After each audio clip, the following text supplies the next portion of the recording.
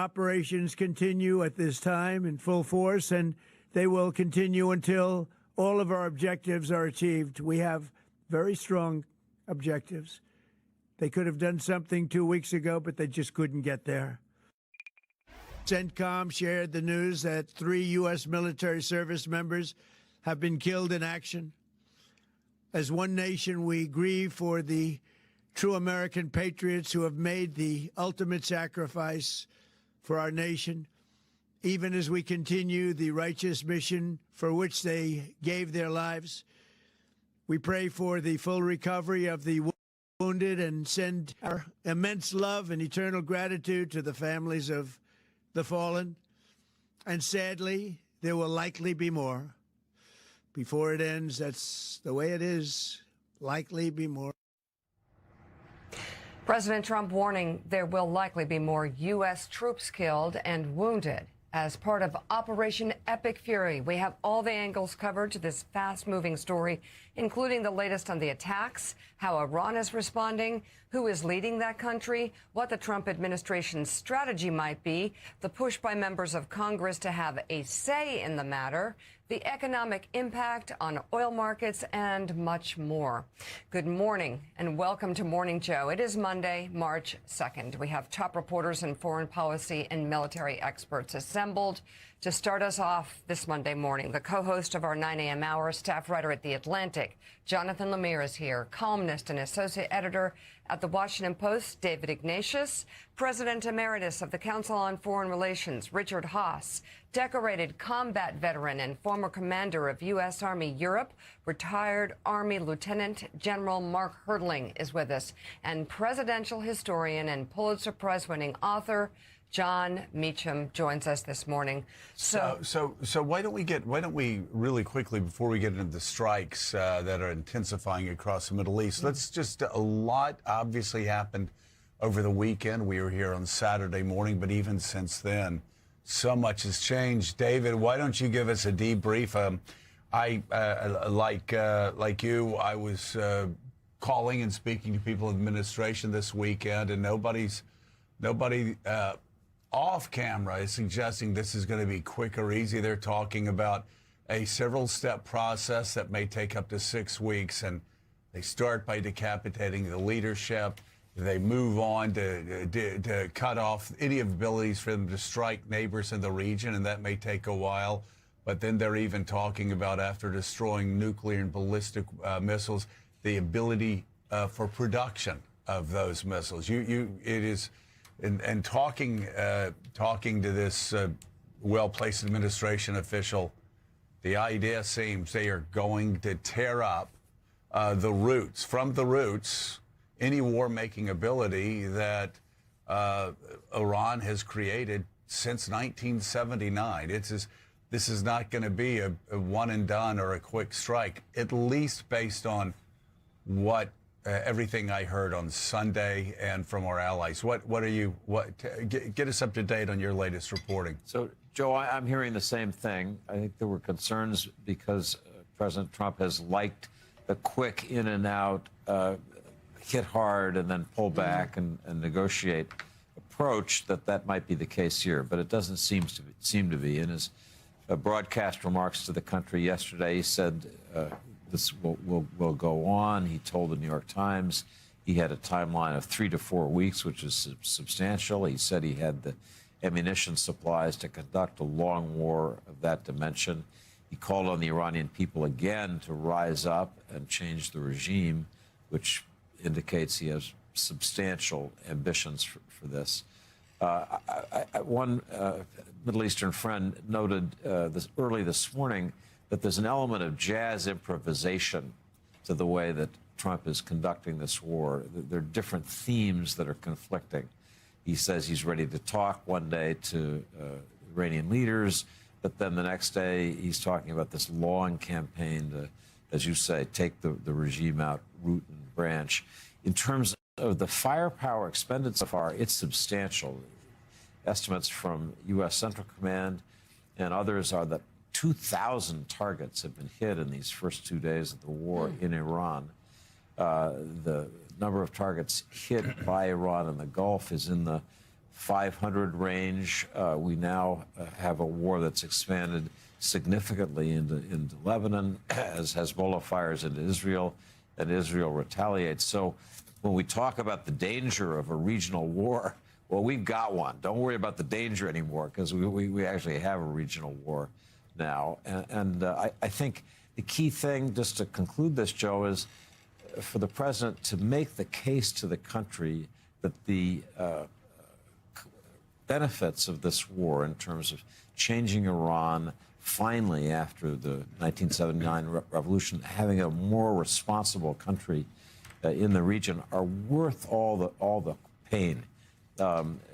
Without political support, we're going to see, I fear, what we have in the past in the Middle East, which is that the country tires of war soon, and the promises that an American president makes, the country just isn't willing to deliver. So that's President Trump's job now, is to make his case clearly, directly, forcefully to the country, so the country will support a long and really consequential battle against Iran.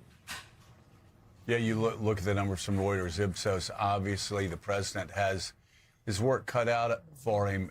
David, one thing, though, whether people supported this war or did not support this war, Stephen Erlanger, who, of course, covered Iran in the 1970s, wrote this morning for the New York Times that regardless of how you feel, this is going to be as consequential, at least in this region, as the collapse of the Soviet Union was. I think we would all agree, the people that have been following and covering Iran in the region over the decades, Iran's regime may survive, writes Erlanger, but the Middle East will be changed. The Islamic Republic, already weakened and unpopular, is now further diminished its power at home in the region at one of its lowest ebbs since its leaders took power during the revolution to overthrow Iran's American-backed Shah in 78 and 79. Even if the regime does not fall, which remains the stated goal of President Trump, this massive attack is likely to have strategic consequences in the Middle East comparable to the collapse of the Soviet Union. I don't think anybody that's followed the Middle East seriously for some time would disagree with that. I will say, though, David, I think we could do a lot of people a service here who might be reading various reports, seeing what the president's saying to different media outlets, trying to figure out exactly what in the world's going on. You talked about, jazz improvisation. Other people are saying the president's just spitballing. This is what he does. He's trying to figure out how he gets a deal with the Iranians, but he is going to continue, along with Israel, attacking, whether people like it or not. He's going to most likely continue to attack until they take away their war-fighting capability, and will do a deal with whomever he can do a deal with. But you brought it up in our Saturday morning special as the attacks just started. This is now, if somebody wants to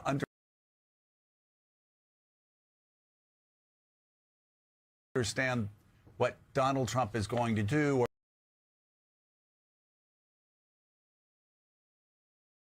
or the Trump doctrine, it is not what the negotiators are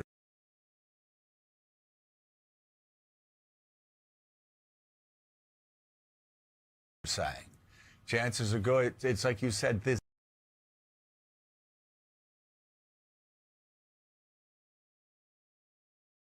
Viking strike strategy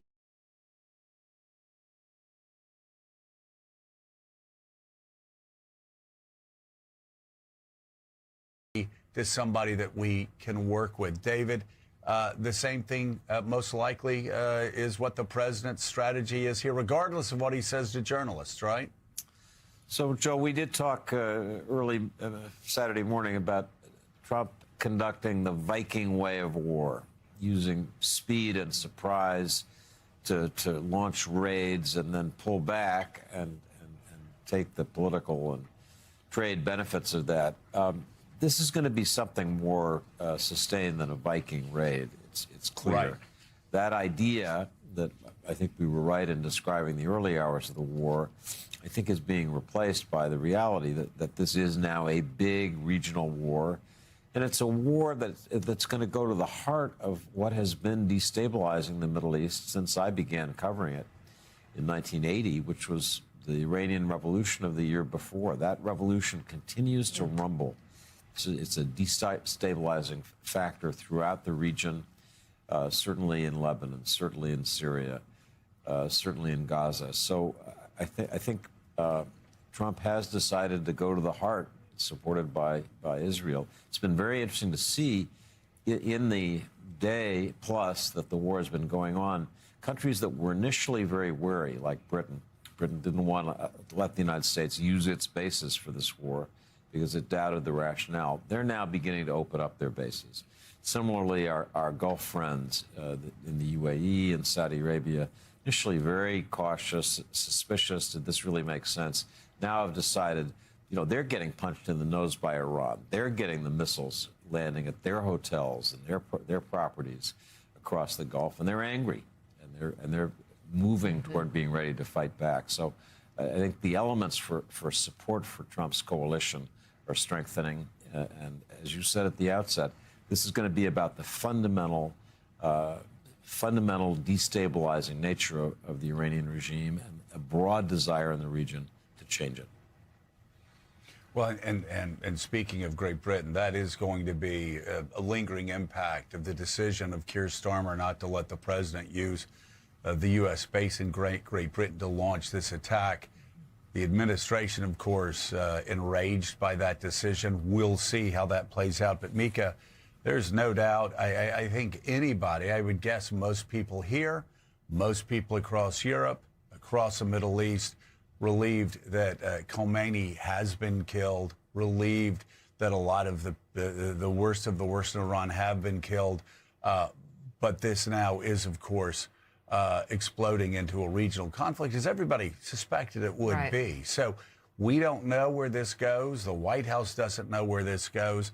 It could be over if Iran topples in a week. It could be over in a week, but that's unlikely. Yeah. The White House is thinking 4 to 6 weeks at the least. So the conflict expanded into a new front. This is a defining moment for this presidency. Someone who, President Trump, of course, in 2016, we know, vowed to end the forever wars of Iraq and Afghanistan, vowed he would not be entangled in a new Middle Eastern conflict. That no longer the case.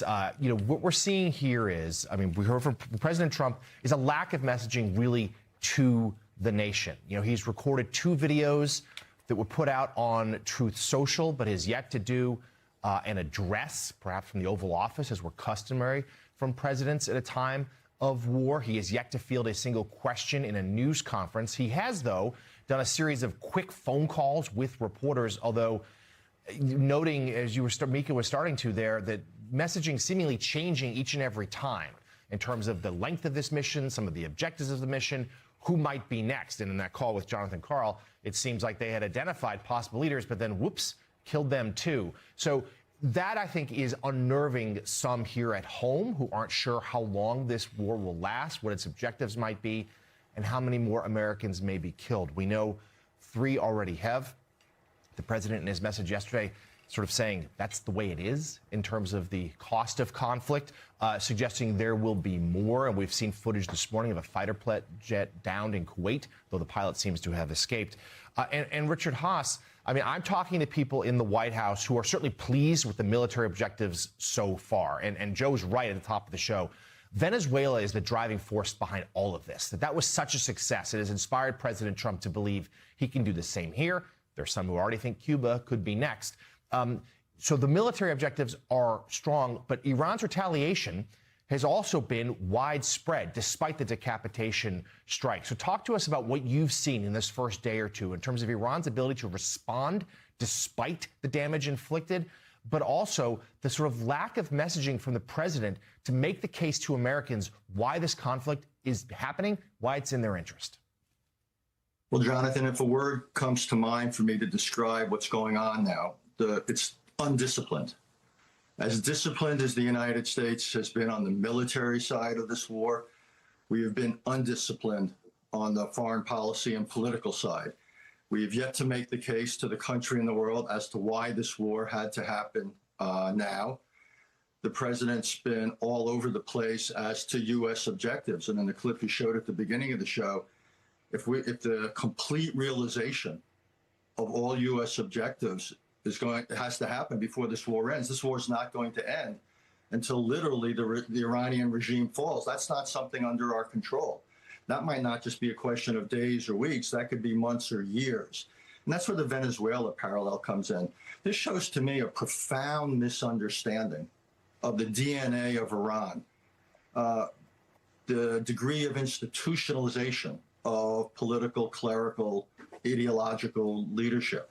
Hundreds of thousands of people in the security forces, both the Revolutionary Guards as well as the militia.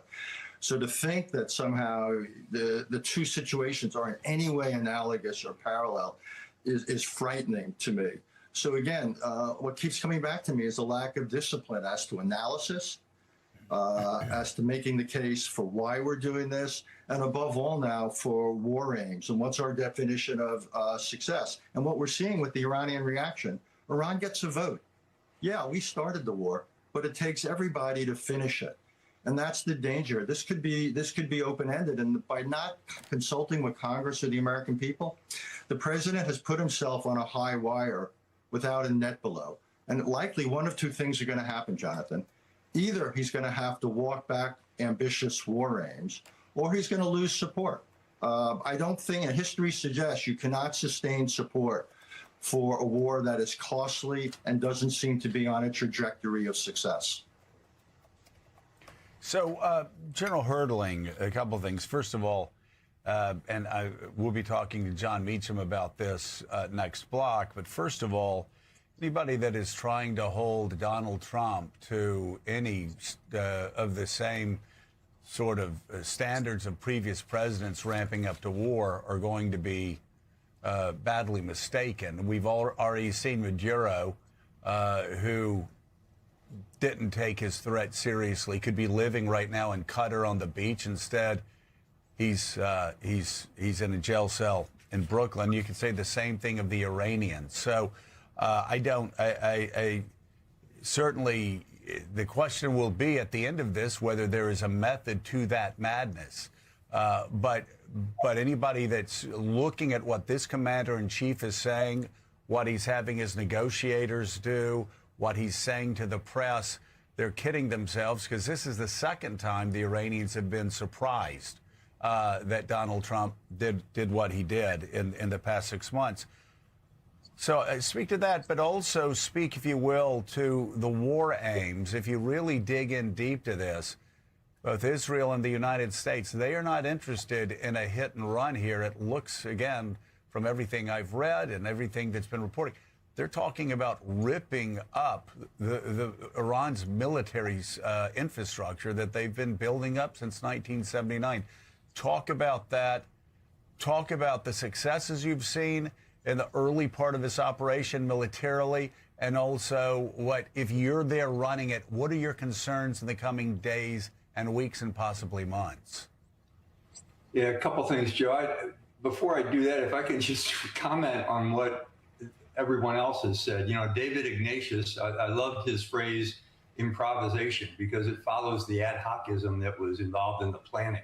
And improvisation is great for jazz, not so much for combat, when lives are at stake and chaos is usually the environment.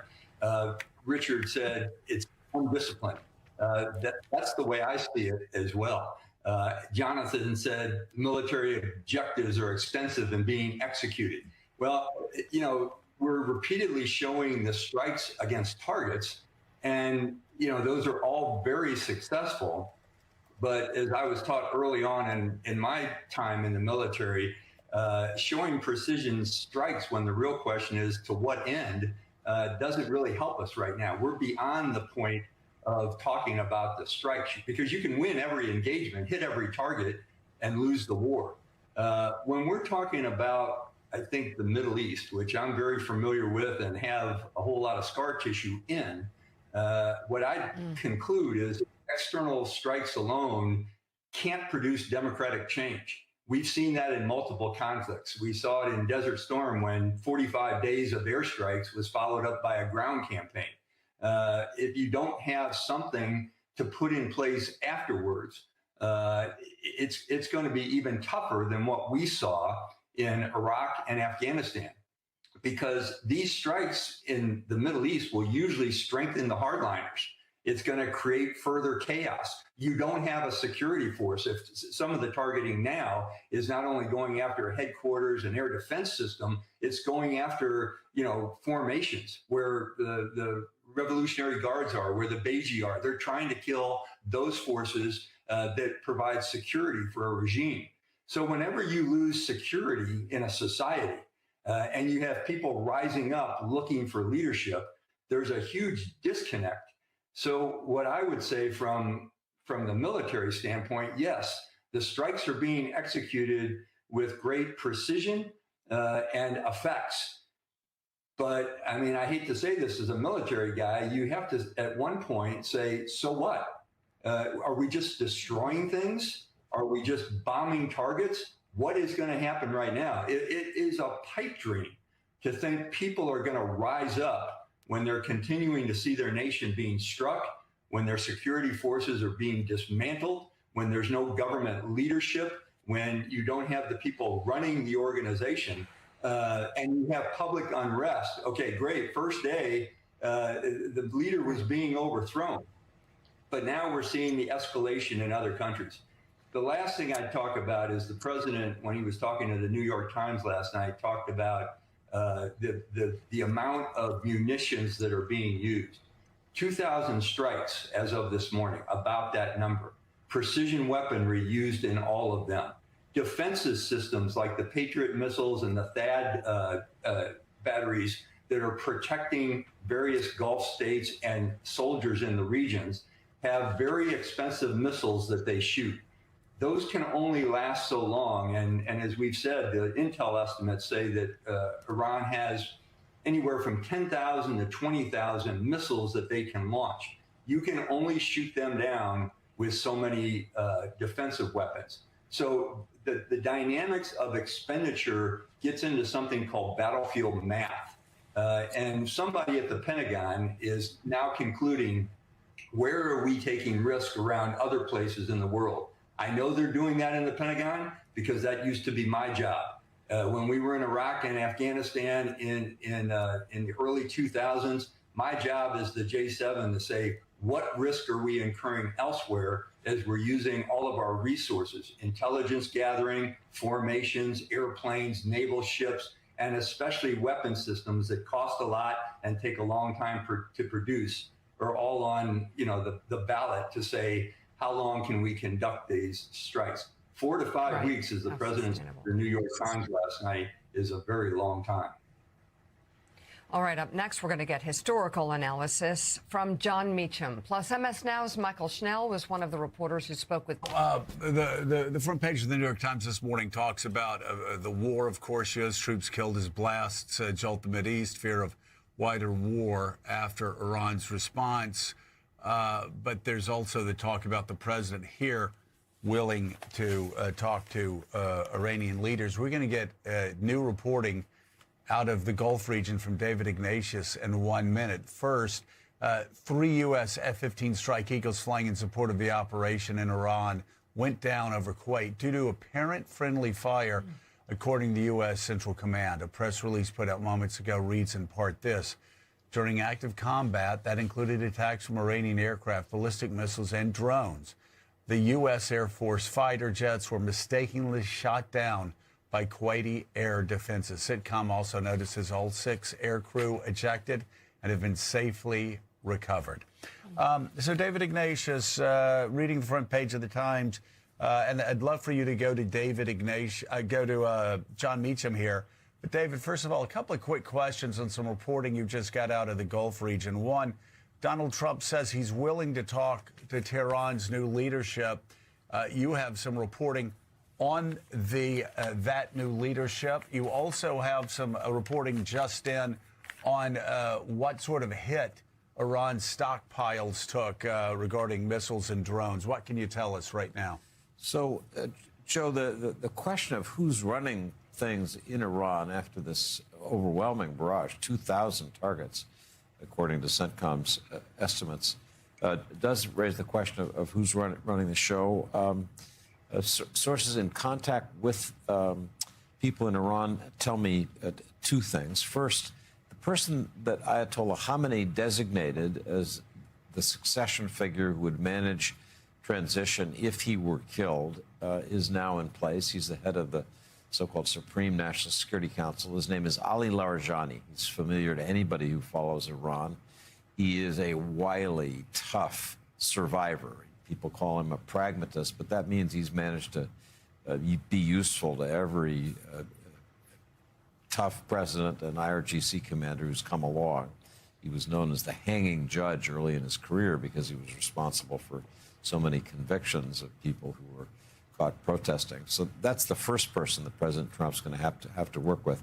Interestingly, there are reports that an early sort of informal ballot of the so-called Council of Experts that's going to choose the next supreme leader, the successor to Ali Khamenei, has chosen on Ayatollah Arafi, not well known in the West, a conservative cleric, described as fairly risk averse, a person that keeps a low media profile, kind of the opposite of Khomeini.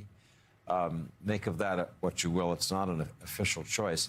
But it led me, as I thought about the situation in Tehran and the leadership uncertainty there, to want to ask John Meacham, eminent presidential historian, what's the nature of leadership for an American president in wartime? Because Donald Trump, in a way that really he hasn't faced before, now confronts that question, John.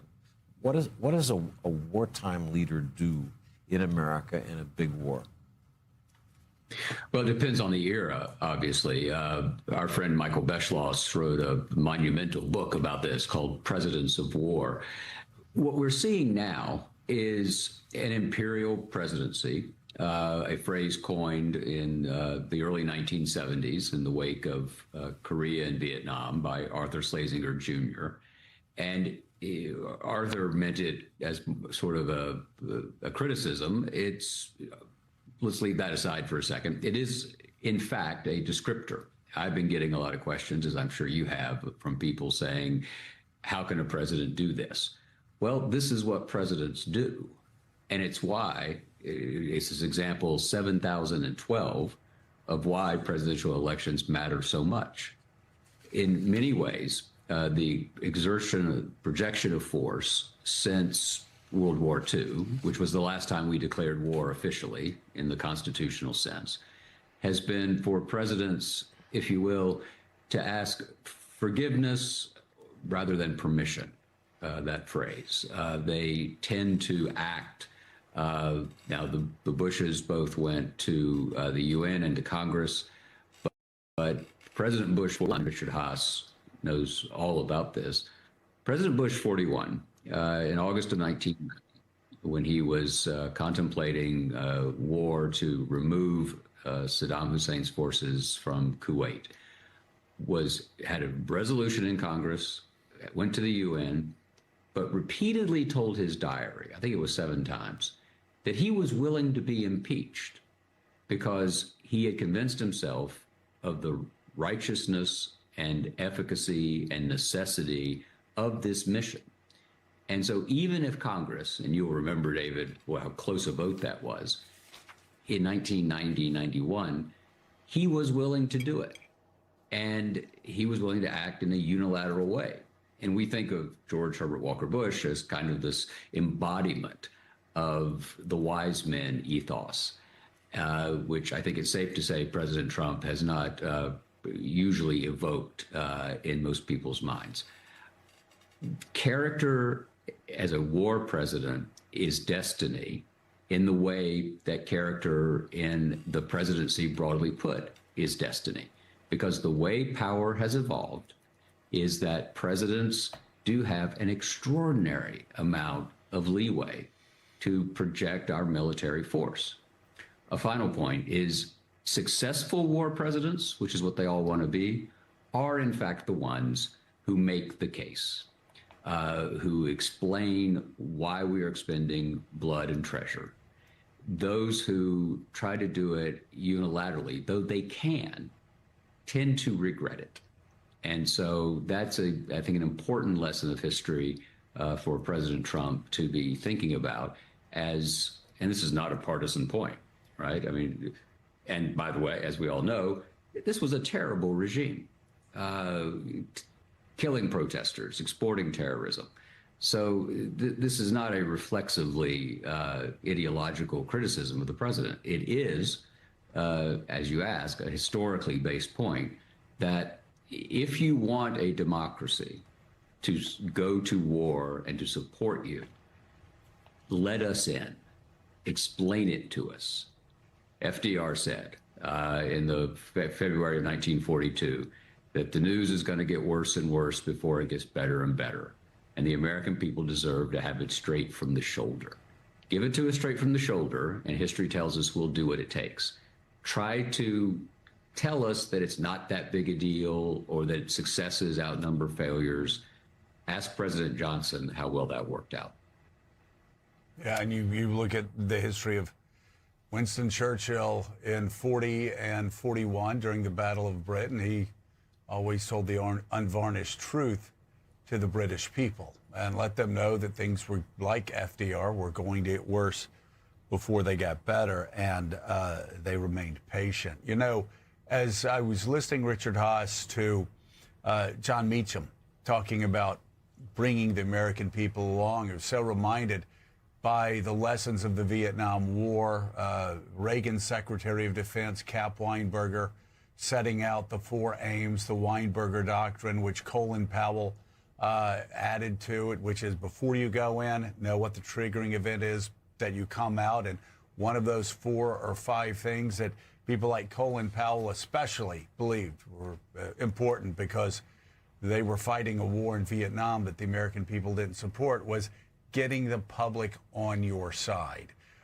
Talk about what you saw with Bush 41 and what you would recommend for this administration, how to bring the American people along. What did Bush 41 do in the lead up to the first Iraq War? And what would you recommend this president do to get the American people on his side in this war? I'll talk about it, Joe, but I want to come back to one big difference between the two, because we've talked about Vietnam, we've talked about the Gulf War. There's a difference between wars of necessity and wars of choice when it comes to selling them to the American people in the world. Gulf War, we arguably had vital national interests at stake. Iraq invaded. World War II was obviously that case. I would think Vietnam, the Iraq War of 2003, this one, we can question whether our vital interests were at stake. We also had other possible policies, whether it was negotiations, economic sanctions, whatever.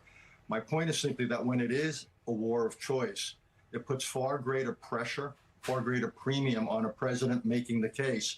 Why are the costs worth it when we had other options? Why are the costs worth it when the interest at stake might be important, but not necessarily vital?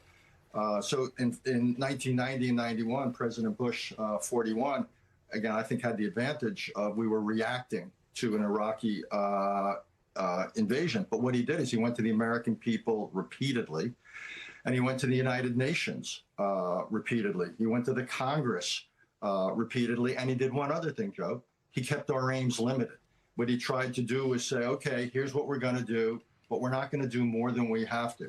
This president has basically, I think, violated every one of those rules. He hasn't gone to the American people. He hasn't gone to the Congress.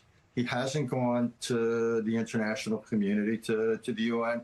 And his aims are extraordinarily expansive, even worse, and the general can talk to this. He's articulated aims that you can't give to a general or an admiral and say, accomplish these. Regime change is not a military mission. What we can do is perhaps set the table for it. We can destroy munitions. We can kill leaders. But offshore, you cannot bring about regime change. So I think this president, the only way the lessons of 1990 and 91 kick in is he really needs to start to articulate a much more doable and narrow set of war aims, or he's going to get in trouble. And General, you've obviously have experience that nobody here has, and most people watching do not have. What do troops in the field need to hear, not only from the president, but from political leaders? I mean, they're focused on the objective. They're focused on the mission, I'm sure, and tune out most of it. But I was always struck by Colin Powell talking about his experiences in Vietnam and the need for public support when you're out there with you and your buddies putting their lives on the line. Talk about what they need while fighting this war. Any war is very dangerous, Joe. We all know that.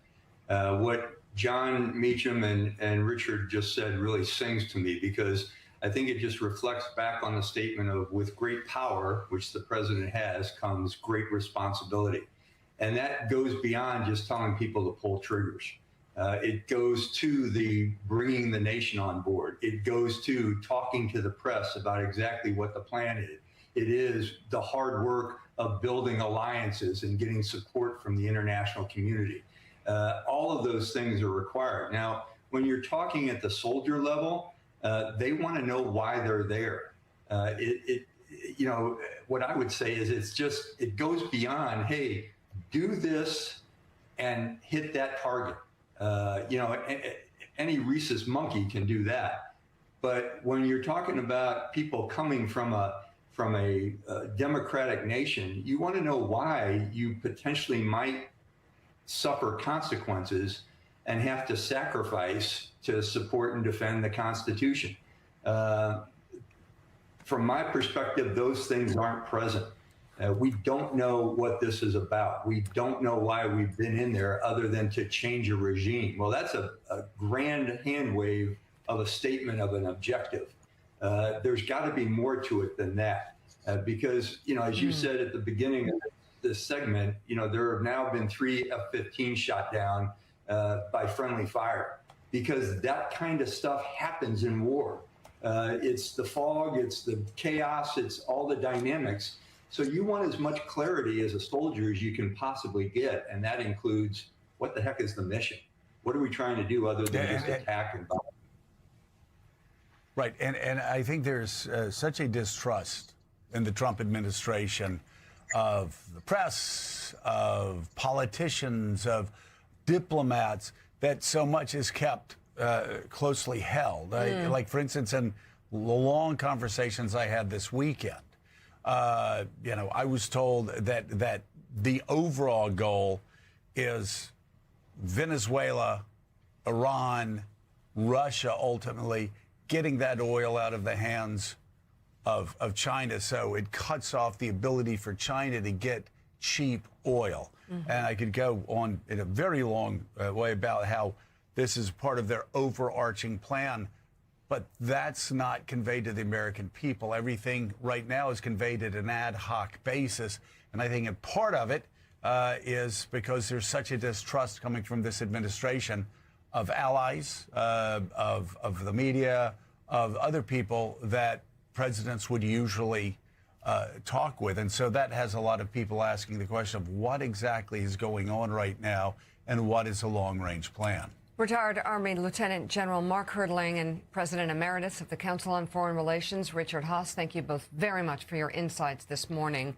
And coming up, our coverage of the U.S. strikes on Iran continues. We'll speak with New York Times columnist Thomas Friedman. Plus, many Republican lawmakers are strongly backing President Trump, praising the strikes in Iran as decisive and necessary.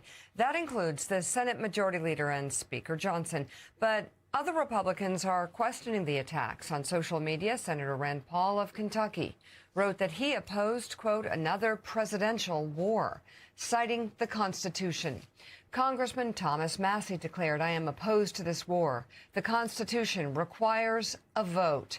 Congressman Warren Davidson of Ohio also responded online, writing, quote, no, when asked if he supported the president's actions. And former Congresswoman Marjorie Taylor Greene of Georgia accused both President Trump and Vice President Vance of betraying their promises to avoid foreign entanglements, calling the operation, quote, America Last, because it will not lower inflation or help struggling Americans with the current cost of living crisis. You know, Jonathan Lemire, we have been able to see throughout the weekend quotes from the president, tape from the president, from the vice president, from Stephen Miller, other people now in the administration in 2024 2023, 2024, just saying outright they were never going to go into Iran. And several former Republicans saying, I was told that if I voted for Kamala Harris, we would have forever war in Iran. And the joke, the dark humor was, well, I voted for Kamala Harris, and now we have forever wars in Iran. That said, on the Hill, this is one of those issues. It's like Israel, right? It splits both ways. You have Republicans opposing the president on Iran. You have some Democrats not going with the majority of the Democratic caucus, also supporting these attacks on Iran. So right now, you actually have sort of breakaway fractions on both sides of the aisle on this Iranian attack, I suppose, because of the nature of the Iranian government being such an exporter of terrorism since 1979. Yeah, it's messier than usual in terms of reaction here, and certainly almost unanimous that, I mean, no one's mourning the supreme leader and his downfall in Iran. But there is some pushback, though. There certainly were a lot of Democrats saying, look, you needed to consult with Congress here. You didn't. And I believe Senator Kane's war powers resolution is going to be up on the floor either tomorrow or Wednesday in the Senate. There are those in the Republican Party, others who have opposed this. Tucker Carlson loudly doing so. Eric Prince loudly doing so. Steve Bannon. These are all influential MAGA voices expressing real concerns. Congressman Massey going on to say, well, look, this isn't also going to change the topic from the Epstein files. We're going to continue our investigation there as well. But it is. This is a president. Our friends at Axios have some data this morning. The President Trump, despite proclaiming being a peace president, and despite so many voting for him because they thought he was more of an isolationist, that he has now launched attacks, often just one-and-done missile strikes, on more nations than any other modern president so far in this term. And the fallout politically is going to be significant. So let's talk more about it with senior writer at The Dispatch and a columnist at Bloomberg Opinion, David Drucker, politics bureau chief and senior political columnist at Politico, Jonathan Martin, as well as MS Now congressional reporter Michael Schnell, who spoke with President Trump over the weekend. And Michael, we'll get to that conversation in just a moment that you had with President Trump. But J-Mart, starting with you, I mean, I do think this is a significant war and a massive story. And, hard to know exactly the fallout.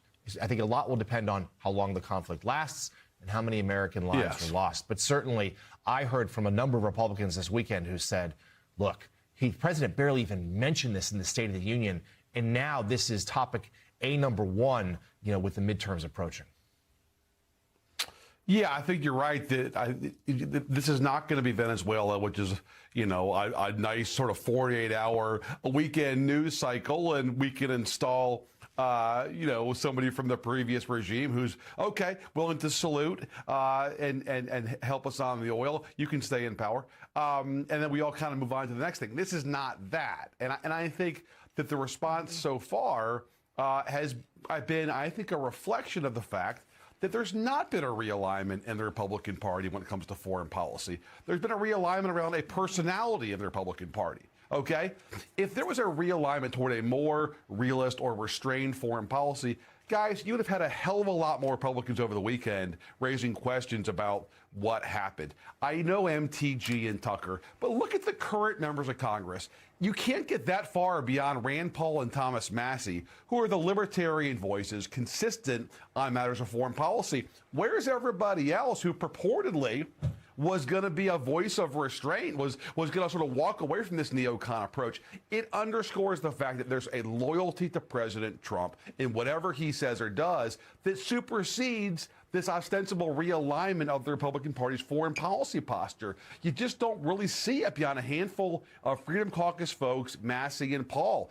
And John, I think to your point, that raises the great question of, are we looking at a replay of the Iraq War in terms of the political reaction within the Republican Party? Don't forget, 2002, 2003, everybody in the party is lined up with the administration about taking out Saddam Hussein.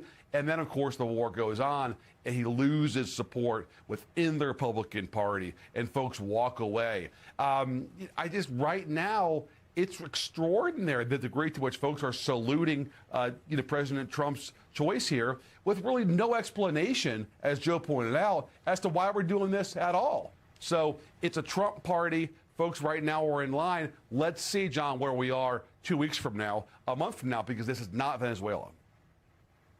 And David Drucker, what's so fascinating is, and J Mart's exactly right, so many of the same people in the Washington establishment, whether you're talking about the vice president, whether you're talking about the president, whether you're talking about Stephen Miller, people around the president, closest to the president, promising 23 and 24, we're never going into Iran. We won't go into Iran. Kamala Harris and Joe Biden will take us to Iran, but President Trump won't. But by and large, as J Mart said, most of the Republican establishment in Washington, D.C. is lockstep behind the president, which isn't a surprise. I think what's interesting is some of those voices that we heard John Lemire bring up. And what I'm hearing, I'm curious if this is what you're hearing from the MAGA base, the Republican base, is that it's not so much the vice presidents and the presidential advisors and the Republican senators that the president may lose on this. It is the MAGA online base. It is, younger voters that voted for the president in 24. It's all these people who've been disappointed first with the Epstein files not being released in full, and now with Iran. Is that, if there is a fissure, is that more of the danger? I think that's a good place to look, Joe. There's so much to unpack there that's so important. Look, I think, one of the things to remember, the president didn't just say, and the people surrounding him in 23 and 24 in that campaign weren't just saying, I'm the peace president or I'll be the peace president. They referred to everybody else, Democrat and Republican, as a bunch of neocon warmongers. Right? I mean, they were very specific about what they would do and what they wouldn't do. And in a sense, what we're seeing here is a reversion to Reagan-era hawkish Republican foreign policy, which is why you're not getting a huge backlash from Republicans in Congress. Because even though Trump has refashioned the party and there are so many new members on the Hill that have come up in the Trump era, by and large, you still have so many Republicans who are products of the Reagan era, who were weaned during that era before Trump. And this all makes sense to them. This is the sort of thing that they would have hoped a Republican president would at least consider doing, if not actually doing, when you look at nearly 50 years of failed diplomacy and very laudable attempts, but failed attempts to curtail Iran's nuclear program, right? And I think that what happened on October 7th had so much to do with that, because all of a sudden Iran and its proxies weren't just talking tough. They went after civilians and they waged war. And I think that changed the calculus. Yeah. Now, where this can go south for the president is if this thing gets bogged down, if we start setting up temporary bases. I was talking to people over the weekend and they said, look, the online right is a significant portion of the Republican base and they matter in the party. But when you're looking at Republican voters writ large, they're still prone to support military action like this. You go after foreign adversaries that are acting malevolently, you take them out, and that makes sense to a lot of Republican voters, even though the online right is so much louder. But if this thing gets bogged down, if we start to lose soldiers and this goes on without end, then the president is going to find himself with a political problem. And I think especially, and as everybody's been discussing here at the table this morning, because he hasn't made a case to the American people. And there is a case to make. I was able to lay out part of it in 10 seconds. It's not his way. He hasn't bothered doing it. And unlike the Iraq War of 2003, Mika, and we saw how that went, he hasn't gone to Congress to get bond. And so he's on an island, which is fine as long as this goes well, but it's not fine if it doesn't. All right, David Drucker. By the way, during our show, we are going to be hearing from Defense Secretary Pete Hegseth and Chairman of the Joint Chiefs, Dan Kane. They'll be speaking live, giving an update on this. And as we close out the first hour of Morning Joe and launch the second, John Meacham, final thoughts on where this is headed and any historical lessons that apply. Unfortunately, we're living in an age of unpredictability, and analogies are perilous. if you think about it, as we just said, this is kind of a Reagan era foreign policy move from a president who has proven to be durably protectionist. And so what we are living in, and this is somewhat sobering, is this is the age of Trump. And it's whatever seems to occur to him at a given moment to be the course that the country should take. And that's a monarchical system. I'm not saying that, but you understand.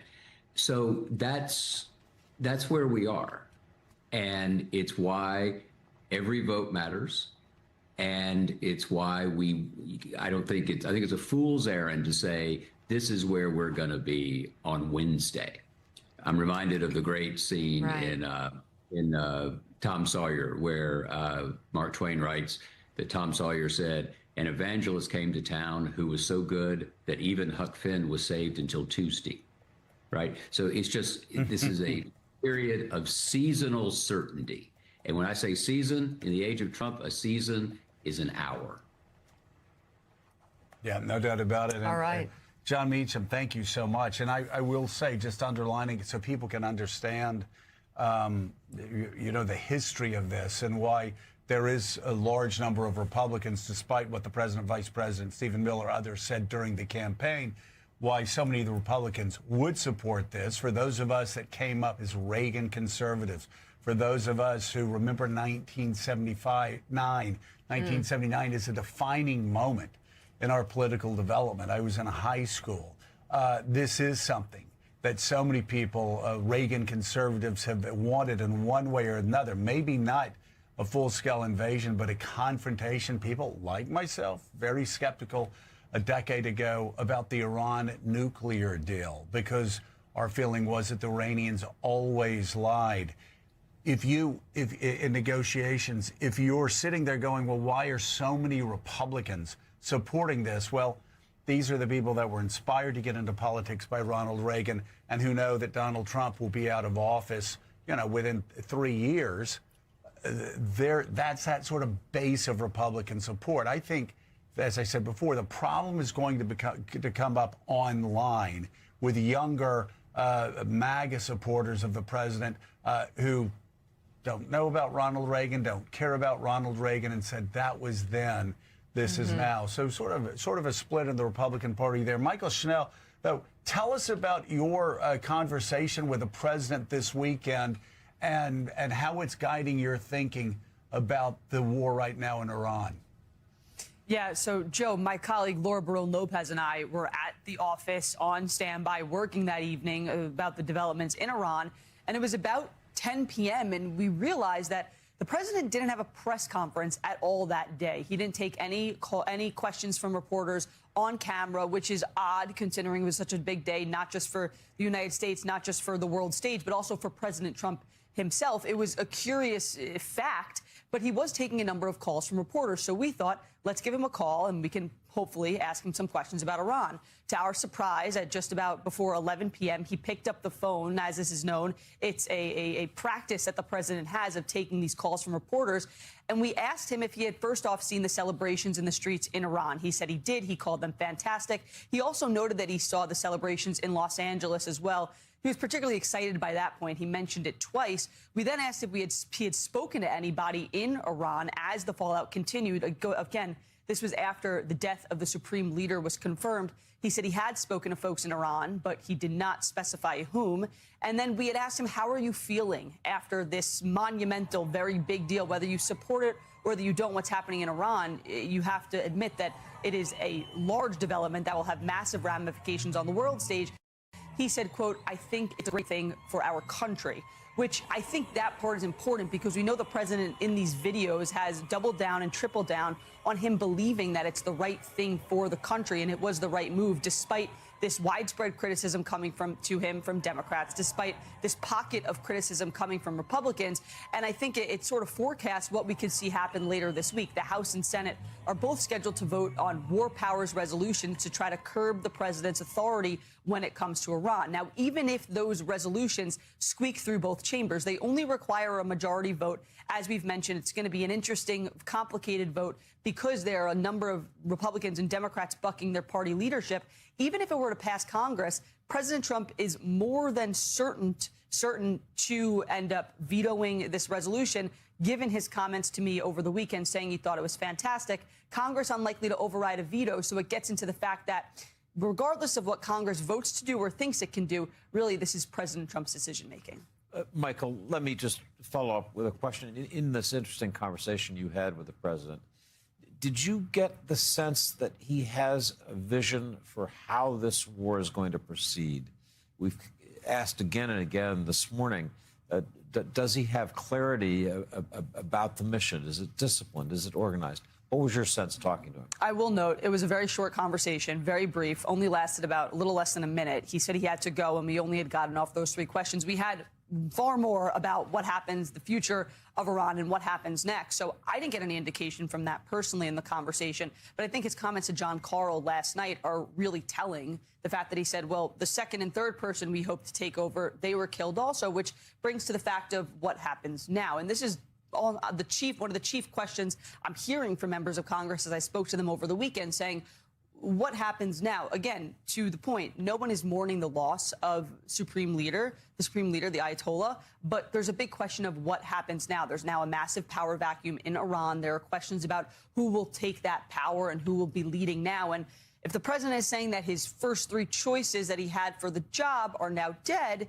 it really raises a question of what's the long-term strategy. I will note there are a number of key briefings happening on Capitol Hill this week. The Gang of 8 and other top lawmakers from key committees are set to be briefed today by top Trump national security officials. And then Tuesday is going to be such a significant day because that's when all senators and all House members are going to get briefings from Hegseth, Rubio, Kaine, and Ratcliffe in a classified setting about the situation in Iran.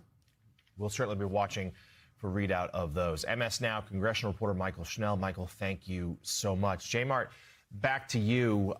Talk to us about what you're looking for today. We're seeing images that the war is widening in the Middle East. Iran is striking more and more of its neighbors, even some civilian targets, some energy targets, clearly unleashing what it has left of its disarmament right now.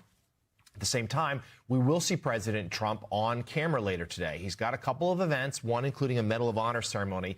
He's not listed as giving remarks to the nation about the war, but certainly it will come up. One would assume he'll, hopefully anyway, take some questions. What are you looking for today next? Yeah. Well, I think that the public salesmanship of the war, Joe mentioned something I thought that was really insightful, which is that, you know, there is apparently somewhere in the administration, I'm not sure if it's from Trump himself, this idea that getting control of Venezuela, Iran, and then taming the Russians is aimed at limiting the oil supply to the Chinese. And this is a big geopolitical play against, you know, our biggest adversary in this new 21st century great powers era. Boy, if that's the case, then let's hear that, because that's a lot. A profoundly different scenario than, J-Mart, let's talk about this for 1 second, because I mentioned it in passing, but the administration official, the person I talked to, very high up here, with very intimate, ideas about knowledge of what the president's saying. When I asked, what's the big picture here, they said, listen, this has been the plan all along. We were going to go into Venezuela. We were going to take Russia and China's supply of cheap oil there. Then, if the opportunity presented itself, Iran, do the same thing there. We want to completely cut Russia and China off from all of their allies. We've already done it in Syria by supporting Syria's president to cut off their ability there. And then, if we make a deal with Ukraine and Russia, which all reports I'm hearing from inside the negotiations are they are getting much closer. on that front, then their big geopolitical strategy is, and I'm not saying that I'm buying into this. I don't want people to melt down because I'm reporting, because sometimes people melt down when you report. We have knowledge. We have knowledge of this. But yeah, you've noticed that. Yeah, I'm giving you their theory of the case, which I'm sure David Ignatius would say, and you would say, well, that's a let's hear that theory of the case. Exactly. They believe if they can cut China off from cheap oil supplies in Russia, in Venezuela, and in Iran, that completely changes the geopolitical look of China and China's ability to expand, and gives them leverage over China. So anyway, continue with what you're saying, but you are right. When I heard that, I was thinking, well, why don't you all say this publicly? Because there are a lot of smart people like J. Mart that would go, okay, I kind of understand that logic. Because right now you've got a fragmentary version based on 10 different phone calls with 10 reporters and a president sort of riffing, off the cuff. So I think right now you've got 3 American pilots who had to eject because of friendly fire from the Kuwaitis. You tragically have 3 American service members who were killed over the weekend. The onus is now on this administration to explain what we are doing in Iran, what our goal is, what the big picture is, and we just haven't heard that so far. I think today is crucial for them to start making that case. All right, Politico's Jonathan Martin and Bloomberg's David Drucker, thank you both.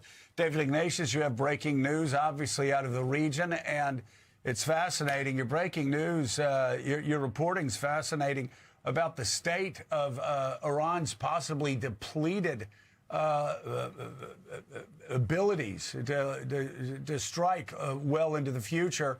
And my question to you is, have we done it again? Have we overestimated a political rivals, geopolitical rivals' military capabilities? Have we overestimated Iran's abilities as much as we overestimated Russia's before that?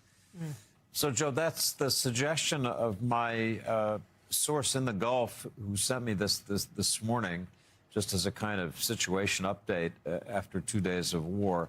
I give this limited endorsement because it does not based on official numbers, but it does give an idea of what the Gulf perceives as the course of war. Iran responded to the attacks on Tehran and other cities with a spasm of missile and drone attacks on the Gulf countries themselves, Dubai, Abu Dhabi, Qatar, Kuwait.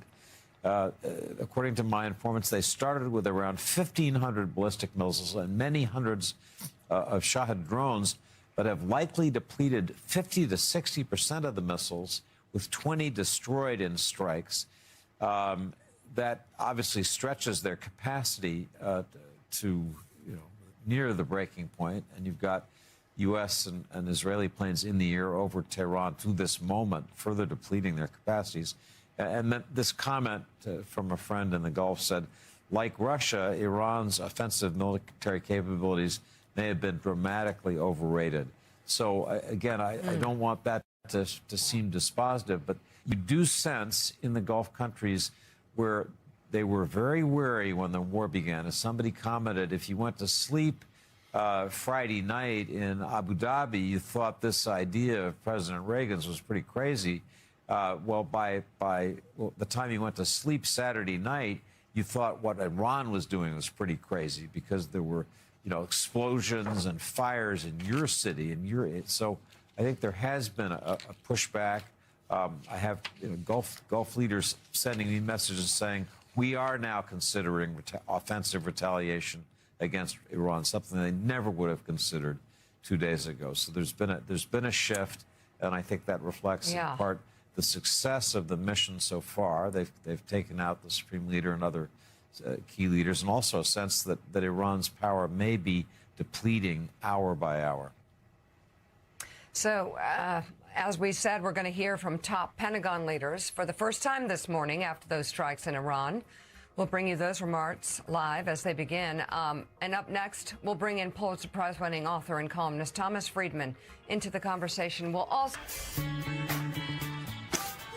Live look at the White House at 21 past the hour. Let's bring in foreign affairs opinion columnist for the New York Times, Thomas Friedman. He's the author of the best-selling book titled From Beirut to Jerusalem. It's good to have you on this morning. You know, Thomas, I don't have much of a life, so I remember op-eds that people wrote 20 years ago, 25 years ago. I remember, you know, Maureen Dowd's op-ed before George W. Bush was elected president, talking about what determines a presidency is not what you planned for, but what you didn't plan for. But I remember in the spring of 2003, you writing an op-ed after the invasion of Iraq, talking to an Iranian saying, you picked the wrong country. Why didn't you come here? Which is quite interesting. Of the three axes of evil countries, we picked the one without nuclear ambitions in 2003. I'm curious your thoughts about the death of Khomeini, the place that Iran has had in the world since 1979, and whether this war could end up having a significant impact on the world and the region, in spite of any missteps that we make politically. Well, Joe, we're in day 3, so obviously it's enormously early in this whole enterprise. But on the one side, Joe, I would say that there is nothing that would improve the prospects of the Middle East to tilt it more toward a region of inclusion and integration and away from resistance than a change of regime in Iran. And there's no question about if we had a regime in Iran that was focused on enabling the Iranian people to realize their full potential, and giving them the resources to do that, not investing those resources in militias all over the region, the Middle East would be a better place. Getting from here to that regime through war is another, completely another question. I think as we sit here literally today on day 3, it seems to me that the best case scenario is that the combination of the decapitation of the leadership in Iran so far and the war and the pressures of war produces what I would call an Islamic Republic 2.0.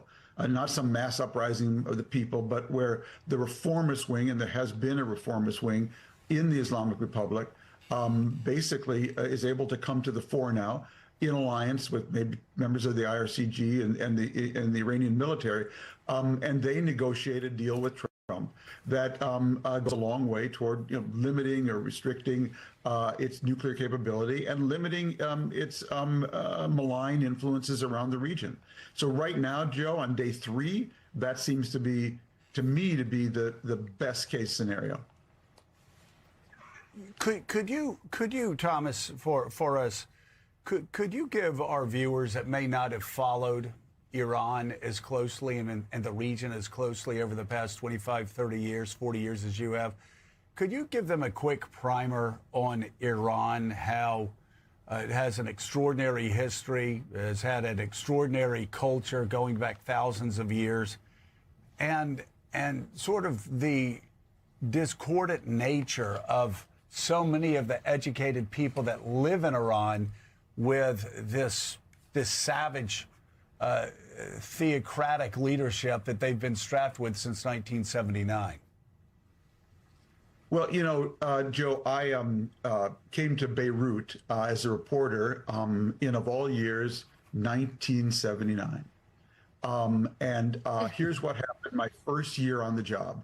The Iranian Revolution, the takeover of the Grand Mosque in Mecca in Saudi Arabia, which, by the way, was as important as the Iranian Revolution, which I'll explain in a second, the Russian invasion of Afghanistan, the signing of the Camp David Treaty, the opening of a port in Dubai, a little port called Jebel Ali, by Queen Elizabeth II, and the meltdown of a nuclear facility called 3 Mile Island. All those things happened in 1979, and I was there in Beirut with David Ignatius on my little typewriter. That was a device, if you pressed the key, it created pressure on a roller and printed a letter. So my view,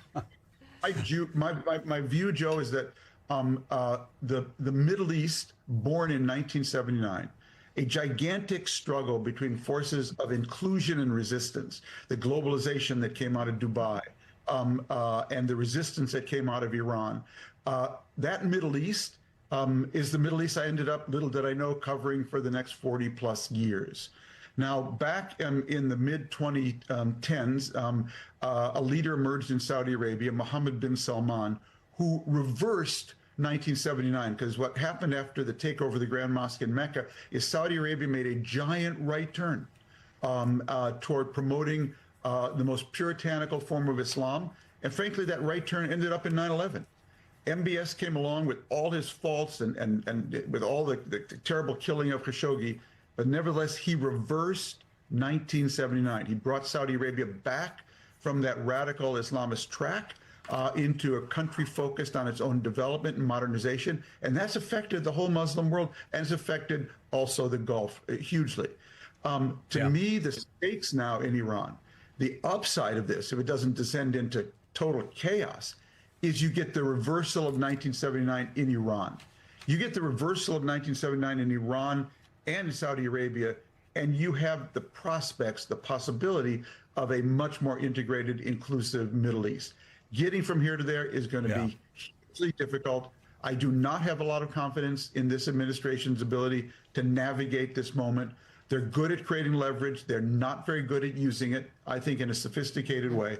But that, to me, those are the stakes. You know, Iran is a great civilization. I believe this regime is not organic to its history. And if this regime were to change or to be replaced, it would unlock enormous potential. Always remember, Joe, on 9/11, the one country, I believe maybe the only country in the Middle East that held candlelight vigils for America on 9/11 were in Iran spontaneously. It is a naturally pro-Western country for a lot of the people. They did, and again, just explaining to people that are watching, when I first got in Congress in 1994, I come from a Navy town, Pensacola. You couldn't talk to an admiral in Pensacola. You couldn't talk to a general in the Pentagon that didn't have a positive story about working with Iranians in joint training exercises. Same with the intel communities. It was, so many generals and admirals who worked with Iran before that revolution saw it as such a grave tragedy because I know you have the next question for Tom. I've got to tell Tom the bad news. I'm going to be calling him a lot because I've been writing a book on 1979, Tom, because my operating theory, much like yours for the past year, well, for most of my lifetime, is that 1979 actually as a year, we always focus on 1968, 1945. 1979 as a year defines who we are today, foreign policy-wise, more than any other year in recent memory. And you could even see the beginning of the end of the Soviet Union because of the invasion of Afghanistan at the end of that year. But let's go to 2026 with 1979 in mind, Tom. And a lot of people are asking, what is the plan for post-regime change? And if there isn't one, what are the potential consequences? Yeah, I'm very worried about that, Mika, and I've listened to the show this morning, all your guests. When you don't know where you're going, any road will get you there. And I'm just so worried about the word that Richard Haas used earlier this morning, the complete indiscipline of this administration. President dialing for dollars yesterday with reporters from all over the world. That's time that wasn't used sitting with aides, figuring out a message to the American people, frankly. And the process of figuring out a coherent public statement, that's called thinking. That's how you hope they would have done that before.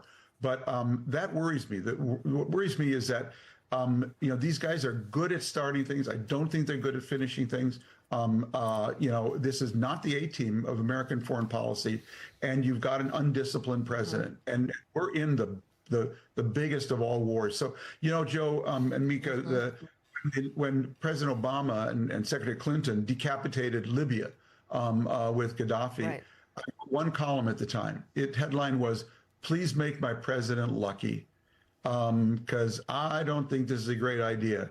And so I hope we're lucky in Libya. We were not lucky in Libya. We decapitated the regime and we unleashed disorder. Because in the Middle East, always remember, the opposite of autocracy is not democracy. The natural opposite is disorder. And so to fight against that, you do not want disorder in Libya is one thing, because Libya imploded. But disorder in Iran is something completely different. It would explode. So I really think this is a time for deep thinking. It would also be nice to have a few allies, maybe now having told the rest of the world and our allies to go to hell, for a year on tariffs, this would be a really good time to have some trusted allies.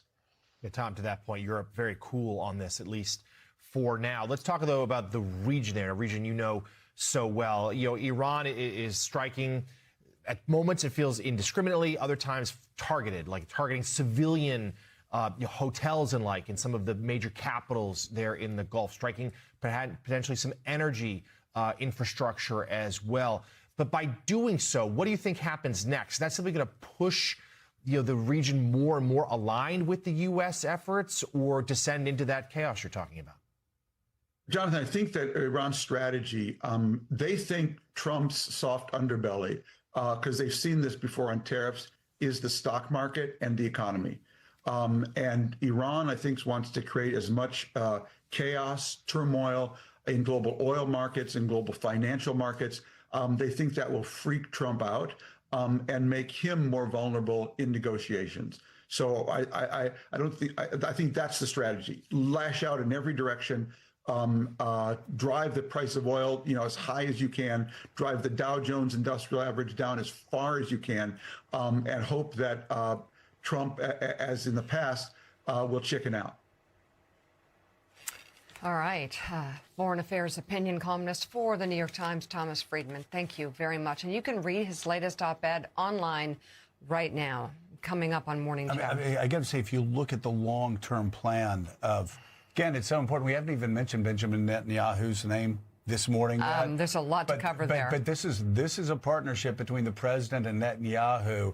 I do not think that either one of them are looking at doing this halfway. Again, I say all this just reporting for better or for worse. Right. So if you're against this war, this is bad news. If you believe that this regime should be ripped up by the roots, you'll consider this to be good news.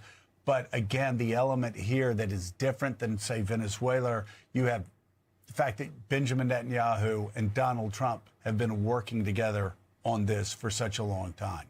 Coming up on Morning Joe, Defense Secretary Pete Hegseth and Chairman of the Joint Chiefs of Staff General Dan Kane are expected to hold a press conference on the strikes on Iran at the top of the hour. We're going to bring you those remarks live. Also ahead, oil prices have risen sharply following those strikes. CNBC's Dom Chu will report on how the conflict overseas is impacting markets here at home. But first, Democratic Congressman, Armed Services Committee member, and combat veteran Jason Crow standing by. He and other top Democrats are calling for a vote on a war powers resolution. Morning Joe is back in a moment. Why'd I go to the doctor? When my heart kept skipping a beat, I didn't think much of it. But my girls made me get checked out, and it made such a difference. Turns out, I have AFib, which increases the risk of stroke about 5 times. Symptoms like irregular heartbeat, heart racing, chest pain, shortness of breath, fatigue, or lightheadedness can come and go. But if it's AFib, the risk of stroke remains. If you notice one or more of these symptoms, contact a doctor. I'm so glad I did, and my girls are too. This is no time to wait. Whether you're a professional driver or just a fan, vehicle breakdowns are costly. It started tugging. The last thing I remember is just the engine cut out. I knew pretty quickly that I had a pretty severe issue on my hands. If your check engine light comes on tomorrow, the repair could easily cost thousands. Imagine me paying out of pocket $4,000 or $5,000. I was not ready to spend a few $1,000s. It was like almost a $6,000 job. But with Endurance, you could never pay out of pocket for a costly repair again. Plus, your rate stays the same no matter how many claims you file. I've had 5 claims for over $12,000. I've had 6 claims worth over $4,000. I've had 3 claims and saved over $3,700. I've had 2 claims for over $4,600, and my rate hasn't changed. Use any certified mechanic you want. Just bring your car in, and Endurance will pay them direct. All major parts are covered. What I like about Endurance, they don't play games, there's no middleman. They're a solid company. With Endurance, your car repair costs go way down, while your car's life expectancy goes way up, allowing you to drive more and pay less. Something is going to break down. Make Endurance pay for it. They covered a $14,000 engine replacement. So, who's going to pay for your next car repair? You or Endurance? Whether you put 10,000 or 100,000 miles a year on your car, if it's less than 20 years old, Endurance has you covered with unlimited miles. Plus, your plan covers 24/7 roadside assistance anywhere in the country. Call right now to get $300 off any plan, plus a full year of our top-tier elite benefits, a $2,000 value free. And all Endurance plans come with a 30-day money-back guarantee. But you have to act now. Call 1-833-608-4248 for a free quote. That's 1-833-608-4248.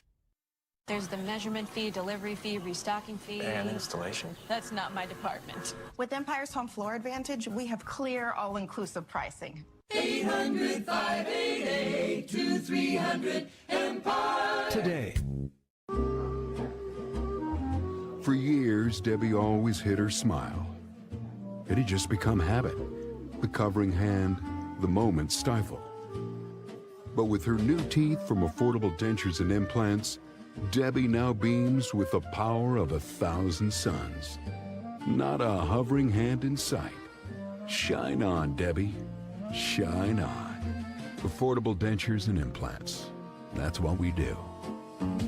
Muscle cramps were keeping me up at night, so then I tried Slowmag, the magnesium plus calcium supplement that helps relax tense muscles so I can rest comfortably. And Slowmag tablets have a slow-release formula that's gentle on my stomach. That's why I use Slowmag. I'm on Row. I lost 75 pounds on Row. I cried when I could finally run a mile. And now I'm running marathons. FDA-approved GLP-1s for the cost of my monthly copay, thanks to Row's free insurance check. Losing the weight is just the start. I'm Hannah Nylander Asplin, and this is me on Row. At Consumer Cellular, we only hire real humans right here in America. I'm in America. But can you help people find a wireless plan that's exactly right for them? That's human work, at least at Consumer Cellular. That's why we're ranked #1 in customer satisfaction. I wish I was human. Hey, don't worry. Yeah, we don't know how to go beep, bop, boop. Beep, bop, boop. News, and our next guest is criticizing President Trump for, quote, plunging the U.S. into another war in the Middle East and calling on Congress to return to Washington immediately to vote on the War Powers Resolution aimed at restricting the administration's ability to carry out further attacks in Iran. Democratic Congressman Jason Crow of Colorado joins us now. He's a member of the Armed Services and Intelligence Committees and a combat veteran himself. I'm curious where the support is for this resolution and for a vote. Well, we're pushing it really hard because that's what Americans deserve. You know, I've seen this movie before. We all have, right? And how this goes is elites and leaders in Washington talk tough and bang the war drums. And then what happens is working class kids like me and the people that I fought with in Iraq and Afghanistan actually have to get into planes and helicopters and pick up rifles and do it, right? So I've had it with that cycle, that endless cycle of non-accountability. I mean, look, Friday night, Donald Trump filmed this tough video where he talked about war and the costs of war and how hard it's going to be and how we're going to lose troops. Then he literally went behind the curtain and hosted $1 million a plate dinner dance party at Mar-a-Lago. That tells you everything you need to know. Let's bring it right out to the conversation. Staff writer for The Atlantic, Frank Foer. Frank, I'm going to ask your opinion on what's happening in Iran, but I know you have a question first for the congressman. Congressman, during the Afghanistan withdrawal, you were extraordinarily eloquent in talking about the obligations that we had to our allies in Afghanistan. President Trump, over the course of the last month, has made certain commitments to the Iranian people. He said that if they go into the street, we would be there to help them. What's the right way for us to think about our obligations to the Iranians who President Trump has encouraged to take all of these risks on behalf of his rhetoric? Well, for me, the analysis begins as what is our obligation to Americans, right? Well, what are we doing to help and protect American people? That's number one. Number two is I do believe in standing by people who are yearning for freedom, fighting against oppression, and fighting for democracy. That is true. The question is how do we do that, right? Is military the only way or the first way we should do that? Or should we be using other tools of diplomacy, of aid? You know, it's really unfortunate that the Trump administration has spent the last year dismantling all of the tools that we would normally use to support opposition movements and support people yearning for freedom, like helping them communicate, helping provide them VPNs so they can access the outside world, providing support to the opposition movements. Almost all the tools that we would normally use in this instance, they have dismantled, and they have left us only with military power. So in this instance, that's what this administration is using. And frankly, we have a bad history of using military power to impact regime change, to nation build. You know, what about the last 30 years would indicate that that's a core competency and that turns out well? Congressman, just moments ago, U.S. CENTCOM confirmed that now a fourth American service member has been killed in action, apparently during the initial Iran strikes, later succumbing to injuries. We don't have any other details just yet. But it certainly, you know, it shows again the toll of this conflict. 4 lives lost. The president has warned that more likely will follow. But talk to us about that. You know so well the sacrifices, the danger, the risks that these service members are putting themselves in, and doing so, as we heard from General Hertling a few hours ago, doing so without clear vision or from the president as to why. Yeah, that's right. I mean, this is very personal for me and any combat veteran, because I know what this looks like. I know what it means to be downrange on these missions, to see people, you know, being lost around you. This is very serious stuff, and my heart is going out. I'm sending prayers to the families of these fallen heroes, these warriors who are receiving the most devastating of news. And what they deserve from me, and what they deserve from every American, is asking tough questions. Right, their family and the troops that are out there on the line right now, flying combat missions, taking drone and missile fire, they deserve accountability. They deserve tough questions being asked, and they deserve answers from this president. You know, will the real reason for this operation please stand up? Because it is changing by the hour, right? It's regime change one moment. It's some undefined imminent threat. Which, by the way, is a lie, right? There is no imminent threat. I sit on the Intelligence Committee, the Armed Services Committee. I pay very close attention to this, and there is no imminent threat. I can tell you that, right? So what is really going on here? All right, Democratic member of the Armed Services and Intelligence Committees, Congressman Jason Crow of Colorado, thank you so much. We greatly appreciate your time. Frank Foer, I'm curious your thoughts. You obviously, you have written about your family's history and your family's history in the Holocaust. The Iranians have made no secret of the fact that they considered Israel to be their top enemy. Death to America, death to Israel for quite some time. Obviously, there are so many questions here, so many concerns. The congressmen and others have expressed that throughout the morning. I'm curious, though. I think we probably see a split in Congress because of the recognition of what a malevolent force this regime has been in the region, especially towards America and Israel since 1979. I'm curious. We've had these discussions before. What are your thoughts this morning? I mean, first of all, I mean, the what is really going on question that Congressman Crow asked, I think, is the salient one, and the fact that we don't know the answer to that on day 3 of this war is kind of staggering. I mean, it's staggering to think about the president's inability to communicate the mission to the American people, that he's not trying to claim credit. Presidents usually try to claim credit for military operations that they're engaged in, especially ones that are seemingly very successful for the first couple of days. But, I think in the big picture, I think about the way in which the Ayatollah Khamenei, the supreme leader, was a world historic villain, that he was a primary agent of destruction in the Middle East, that he oriented the region, he oriented his regime towards incredible acts of terrorism, and so much of the pain and trauma that region has experienced can be attributed directly to him. I'm thinking also about the people of Iran, that we have made a commitment to them to change their regime. Now, the commitment has been made on behalf of the American people by a president who is not committed to democracy at home. So it's very hard to imagine that he's committed to democracy abroad. And, all of this could be in service of a marginally better, situation for the Iranian people, or a marginally better situation for the Middle East. But, on the day before this campaign was launched, Iran was actually very weakened and very well contained. That's why their response to this has been relatively limp.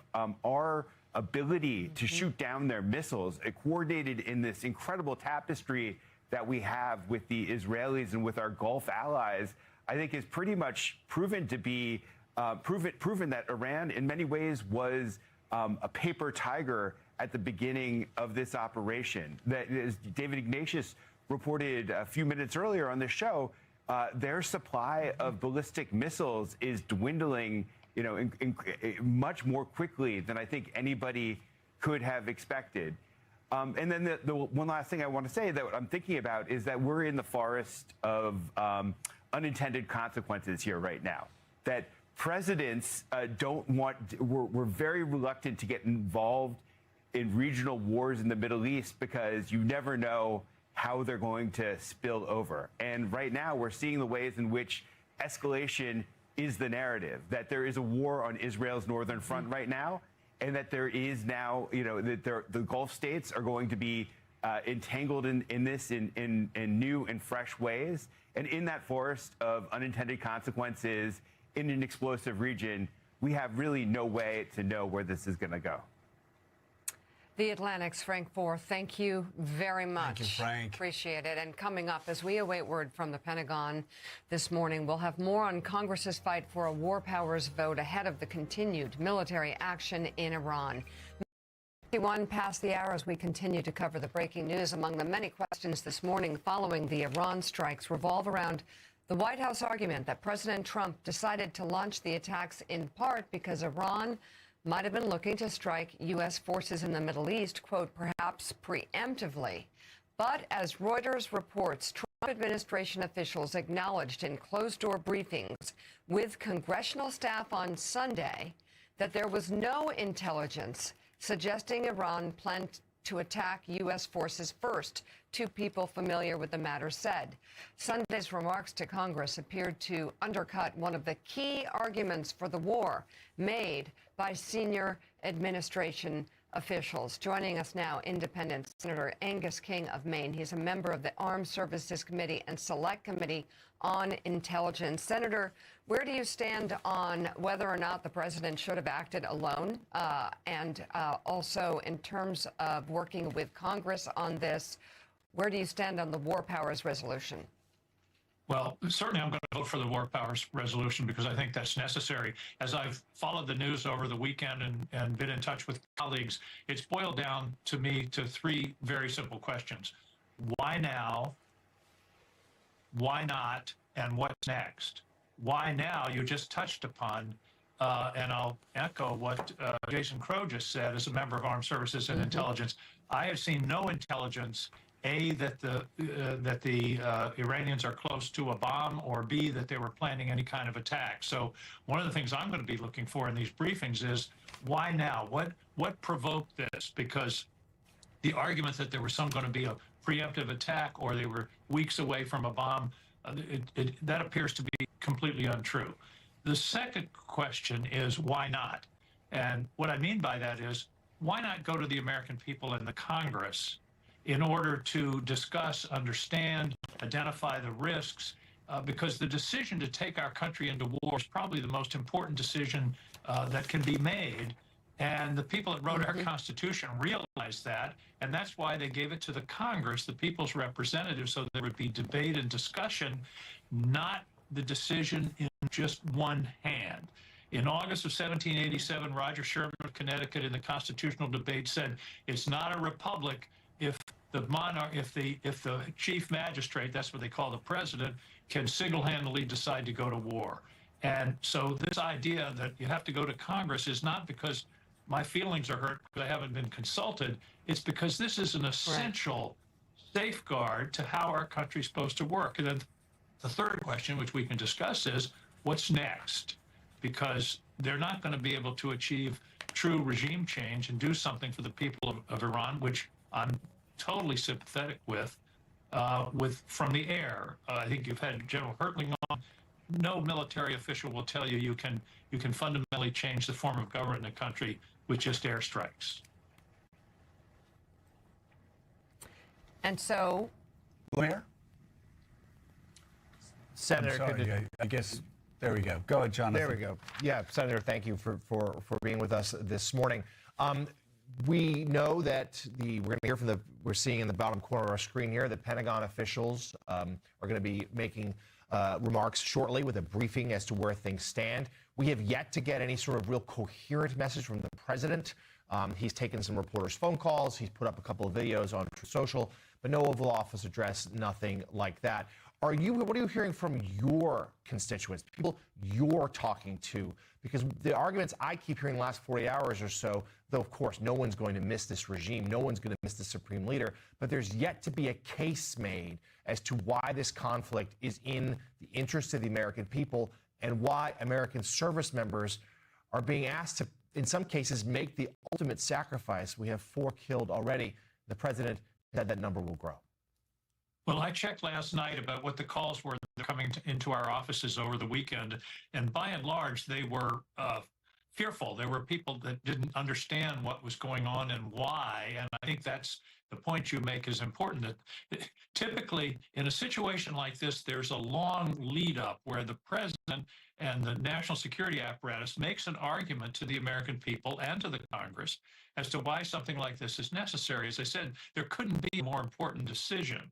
And now the president did say in that press conference Saturday morning, not a press conference, I'm sorry, in that speech with the hat on Saturday morning, he said this is about regime change. We're going to change the system in Iran and liberate the people. And he talked about how they should take to the streets and that kind of thing. I was reminded this morning, I went back and looked it up, about 1956, when our officials, President Eisenhower, Secretary of State Dulles, were encouraging the Hungarians to revolt and to take to the streets. We didn't follow through, and they were crushed by Russian tanks. And the point, I think the important point, and this is based upon my work on armed services and intelligence for 10 or 12 years, you're not going to be able to change the government substantially in Iran with just airstrikes. It's going to take troops on the ground. And that's what nobody's talking about. And that's the disconnect between the president's stated goal of changing the government, putting the people in charge, and how that's going to be achieved. It's not going to be achieved by airstrikes, and that's the what next question that I think I'm going to want to hear from the administration over the next couple of days. Is there a plan? And if there is, what is it? And how are you going to do this major change in the society in Iran, which, by the way, is overdue?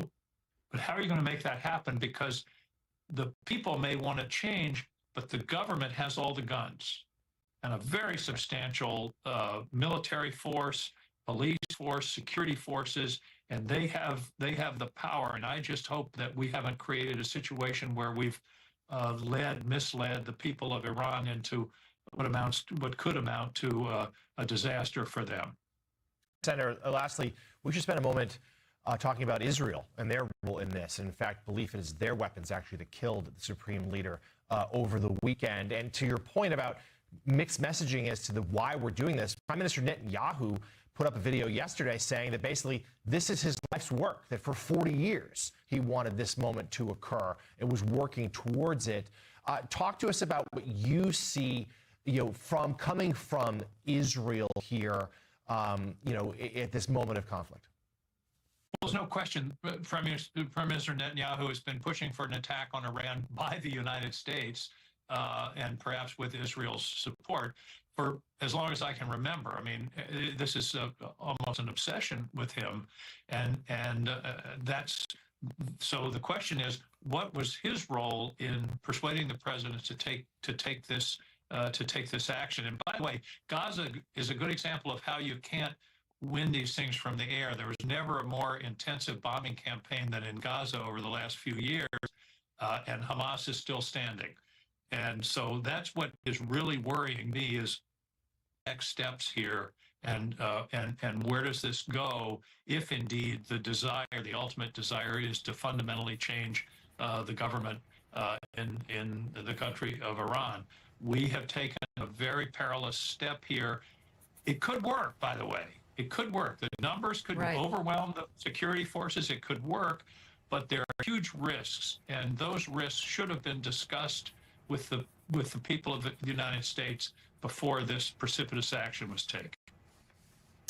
Member of the Armed Services Committee and Select Committee on Intelligence, Independent Senator Angus King of Maine, thank you so much. And of course, we have received the 2-minute warning for a Pentagon press conference from Defense Secretary Pete Hegseth, and Chairman of the Joint Chiefs of Staff, General Dan Kane, will be jumping into that live when it starts. Of course, President Trump says the operation in Iran could last 4 to 5 weeks. That's one of his latest comments, which come as the United States and Israel continue to strike Iranian missile launchers, air defense systems, government headquarters, and command centers as part of a major military operation that began very early Saturday morning.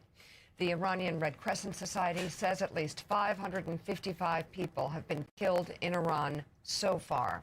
Iran is hitting back, targeting many of its Middle East neighbors and U.S. bases in the region as the conflict escalates this morning with Iran-backed militant group Hezbollah and Israel now trading blows. U.S. Central Command announcing this morning a 4th U.S. service member was killed in action, succumbing to injuries suffered during Iran's initial attacks.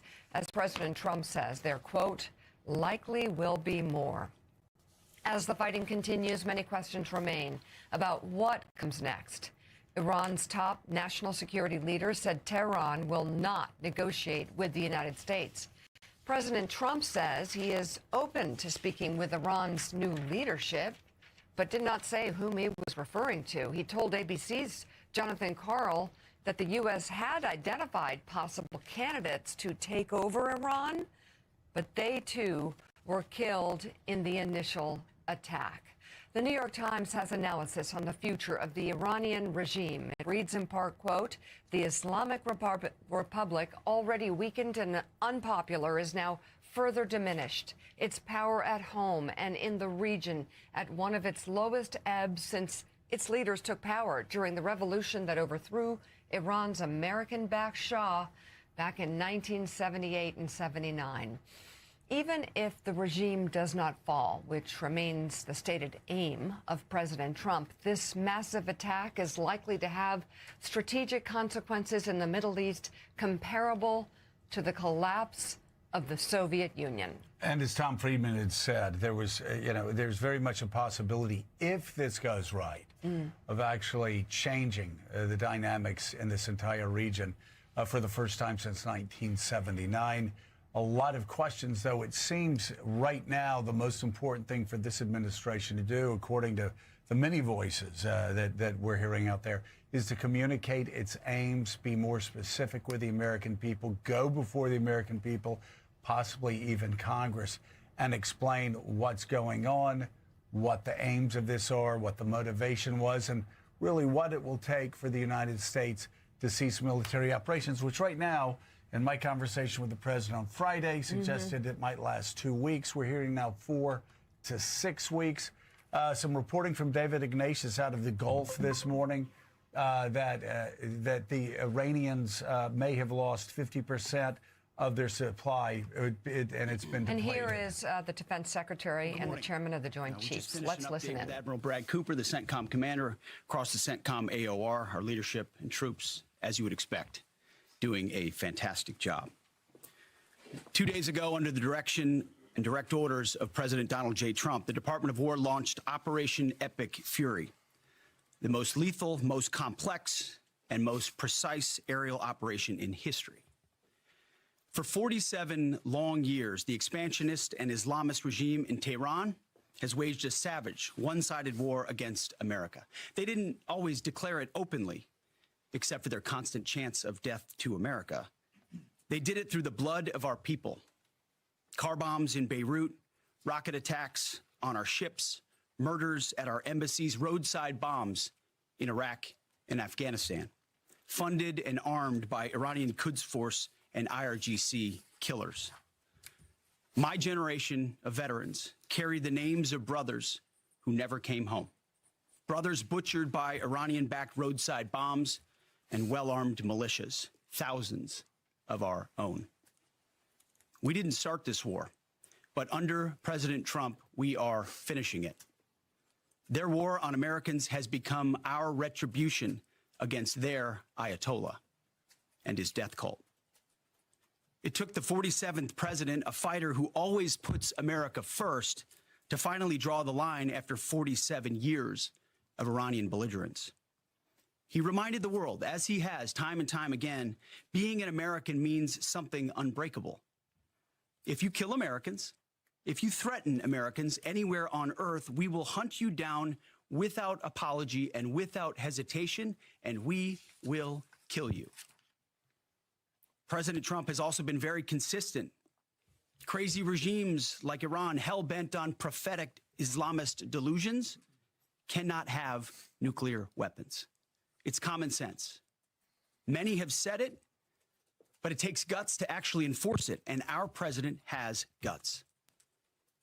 Iran's stubborn and self-evident nuclear pursuits, their targeting of global shipping lanes, and their swelling arsenal of ballistic missiles and killer drones are no longer tolerable risks. Iran was building powerful missiles and drones to create a conventional shield for their nuclear blackmail ambitions. Let me say that again. A conventional shield for their nuclear blackmail ambitions. Our bases, our people, our allies, all in their crosshairs. Iran had a conventional gun to our head as they tried to lie their way to a nuclear bomb. It almost worked under Obama and his terrible deal, but not under this president. Turns out the regime who chanted death to America and death to Israel was gifted death from America and death from Israel. This is not a so-called regime change war, but the regime sure did change, and the world is better off for it. Today, in their desperation, the enemy is unmasked as Iranian missiles and drones rain down indiscriminately on the hotels, airports, apartments, and other civilian targets of their neighbors. Cowardly terrorist tactics from a regime that for decades has trafficked in cowardly terrorist tactics, lies, death, and destruction to this day. The Iranian leadership has built nothing except proxies and missiles and drones and deeply buried nuclear factories and facilities. Peaceful nuclear ambitions do not need to be buried underneath mountains. Last June, Operation Midnight Hammer obliterated their nuclear program to rubble. Afterward, we told them plainly, that's it, now make a deal. They arrogantly refused. We said, rebuild it, and we'll stop you again, this time far worse. Well, President Trump, Secretary Rubio, Steve Witkoff, Jared Kushner, they bent over backwards for real diplomacy, offering pathway after pathway to peace. I watched it. I was there. They tried over and over and over again earnest attempts at peace. The former regime had every chance to make a peaceful and sensible deal. But Tehran was not negotiating. They were stalling, buying time to reload their missile stockpiles and restart their nuclear ambitions. Their goal, hold us hostage, threatening to strike our forces. Well, President Trump doesn't play those games. And as Secretary Rubio said after the Maduro raid, if you don't know, now you know. President Trump puts America and Americans first. He doesn't hesitate, and neither do our troops. The mission of Operation Epic Fury is laser focused. Destroy Iranian offensive missiles, destroy Iranian missile production, destroy their navy and other security infrastructure, and they will never have nuclear weapons. We're hitting them surgically, overwhelmingly, and unapologetically. With every passing day, our capabilities get stronger and Iran's get weaker. We set the terms of this war from start to finish. Our ambitions are not utopian. They are realistic, scoped to our interests and the defense of our people and our allies. Speaking of people, we hope the Iranian people take advantage of this incredible opportunity. President Trump has been clear, now is your time. To Iranian security forces, choose wisely. President Trump has also been clear about your fate in either direction. To the media outlets and political left screaming endless wars, stop. This is not Iraq. This is not endless. I was there for both. Our generation knows better, and so does this president. He called the last 20 years of nation-building wars dumb, and he's right. This is the opposite. This operation is a clear, devastating, decisive mission. Destroy the missile threat, destroy the Navy, no nukes. Israel has clear missions as well, for which we are grateful. Capable partners, as we've said since the beginning, capable partners are good partners. Unlike so many of our traditional allies who wring their hands and clutch their pearls, hemming and hawing about the use of force. America, regardless of what so-called international institutions say, is unleashing the most lethal and precise air power campaign in history. B-2s, fighters, drones, missiles, and of course, classified effects. All on our terms, with maximum authorities. No stupid rules of engagement, no nation-building quagmire, no democracy-building exercise, no politically correct wars. We fight to win, and we don't waste time or lives. As the president warned, an effort of this scope will include casualties. Americans we have lost thus far and those injured. The absolute best of America.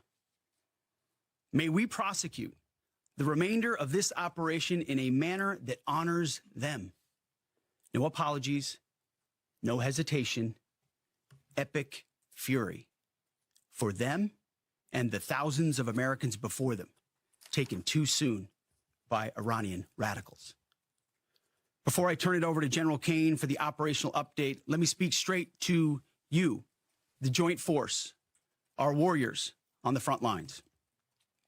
This is your moment. This is the generational turning point America has waited for since 1979, and since the rudderless wars of hubris, my generation, our generation, endured. Don't listen to the noise. Just stay focused. Our commander-in-chief is steady at the wheel.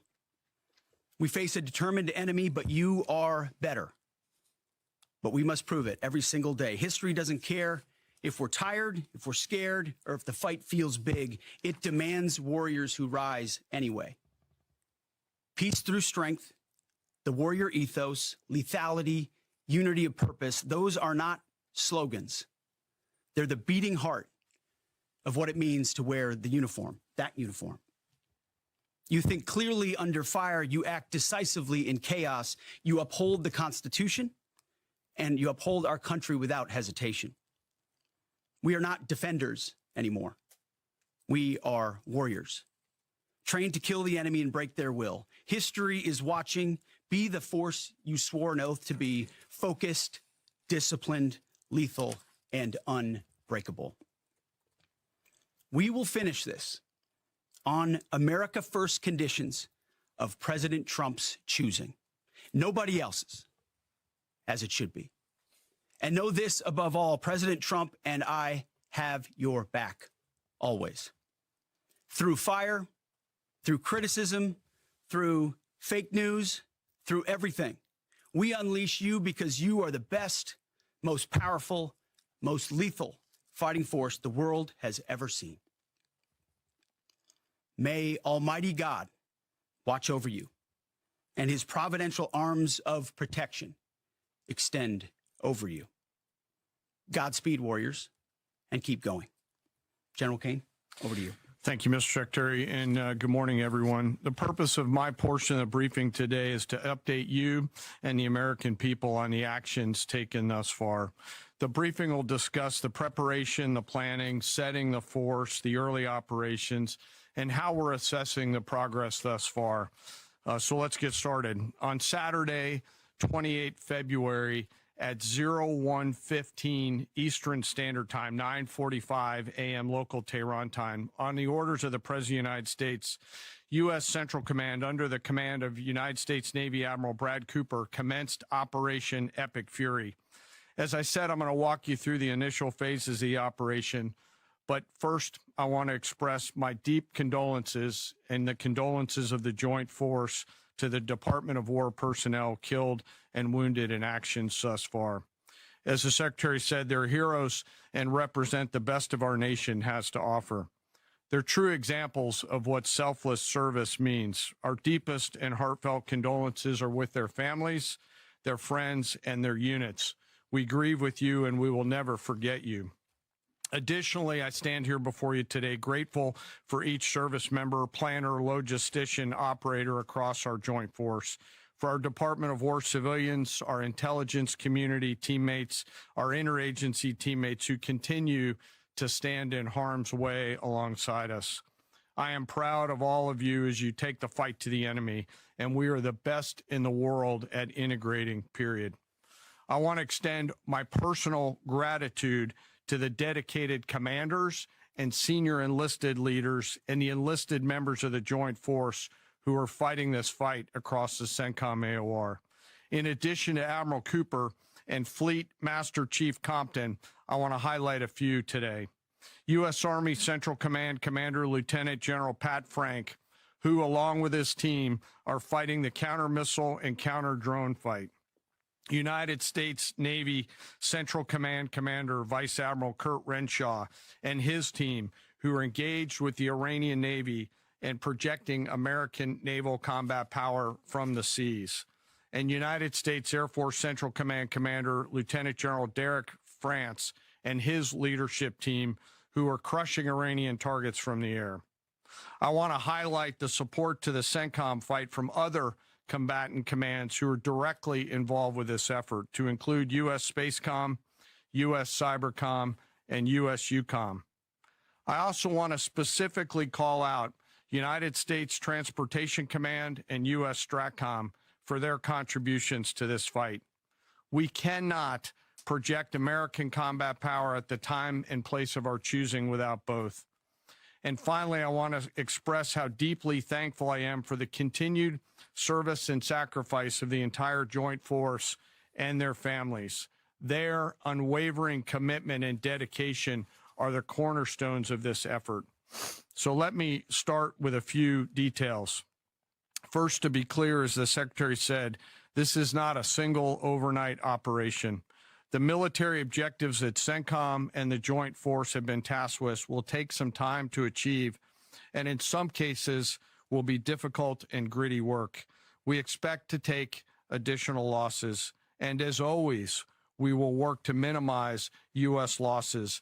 But as the Secretary said, this is major combat operations. So let me talk about the preparation and the planning.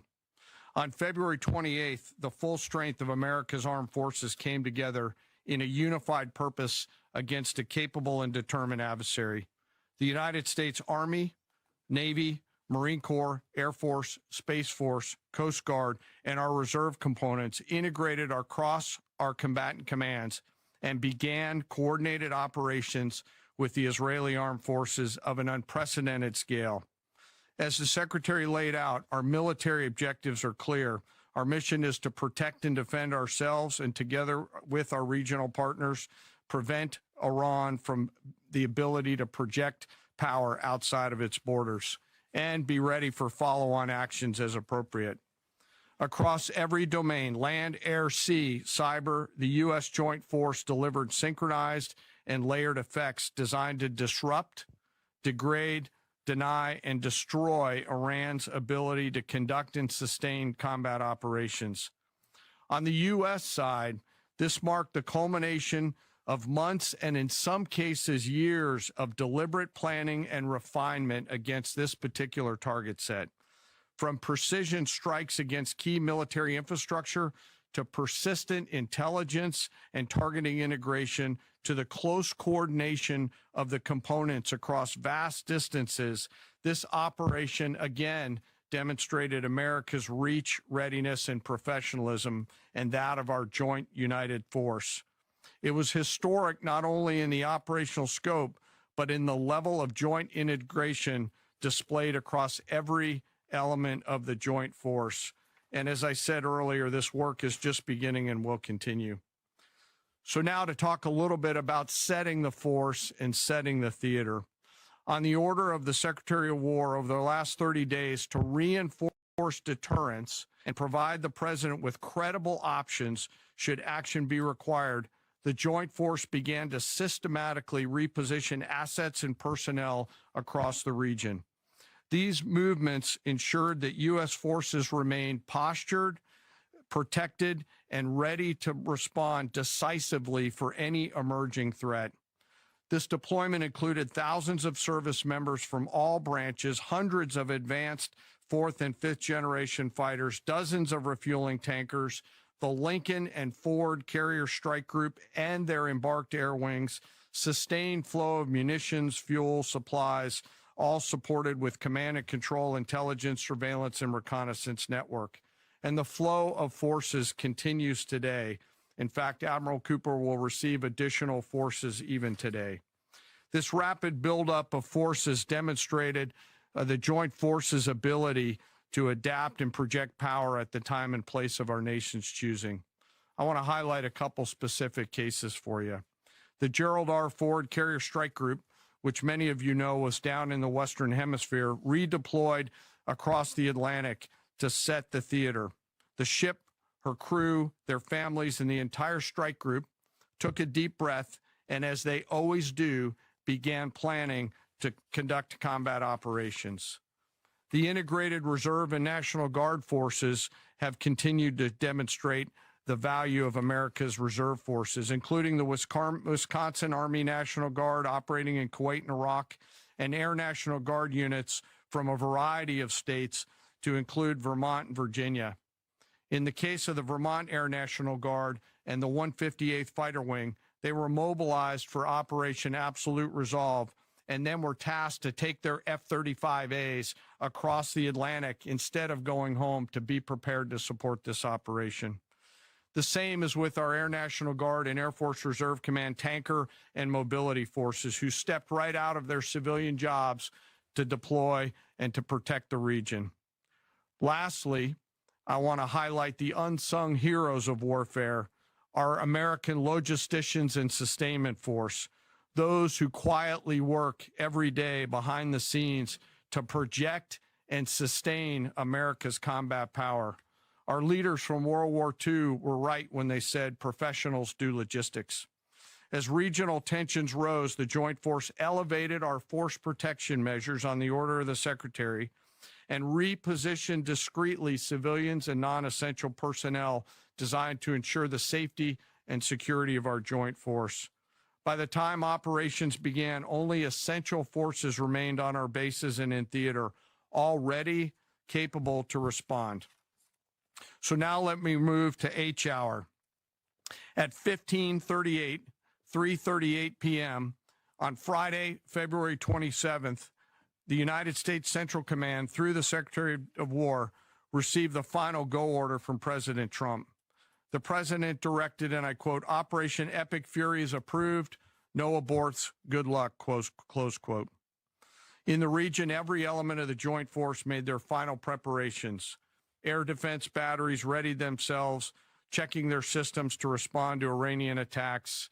Pilots and crews rehearsed their strike packages for the final time. Air crews began loading their final weapons, and 2 carrier strike groups began to move towards their launching points. Across the globe, our operations centers came alive in Tampa, Florida, here at the Pentagon, and of course forward in the Central Command AOR. Speed, surprise, and violence of action. The first movers were U.S. Cybercom and U.S. Spacecom, layering non-kinetic effects, disrupting and degrading and blinding Iran's ability to see, communicate, and respond. At H hour, the beginning of major combat operations, 01:15 local Eastern Daylight Time, 9:45 local a.m. Tehran time, as dawn crept up across the Central Command AOR, the skies surged to life.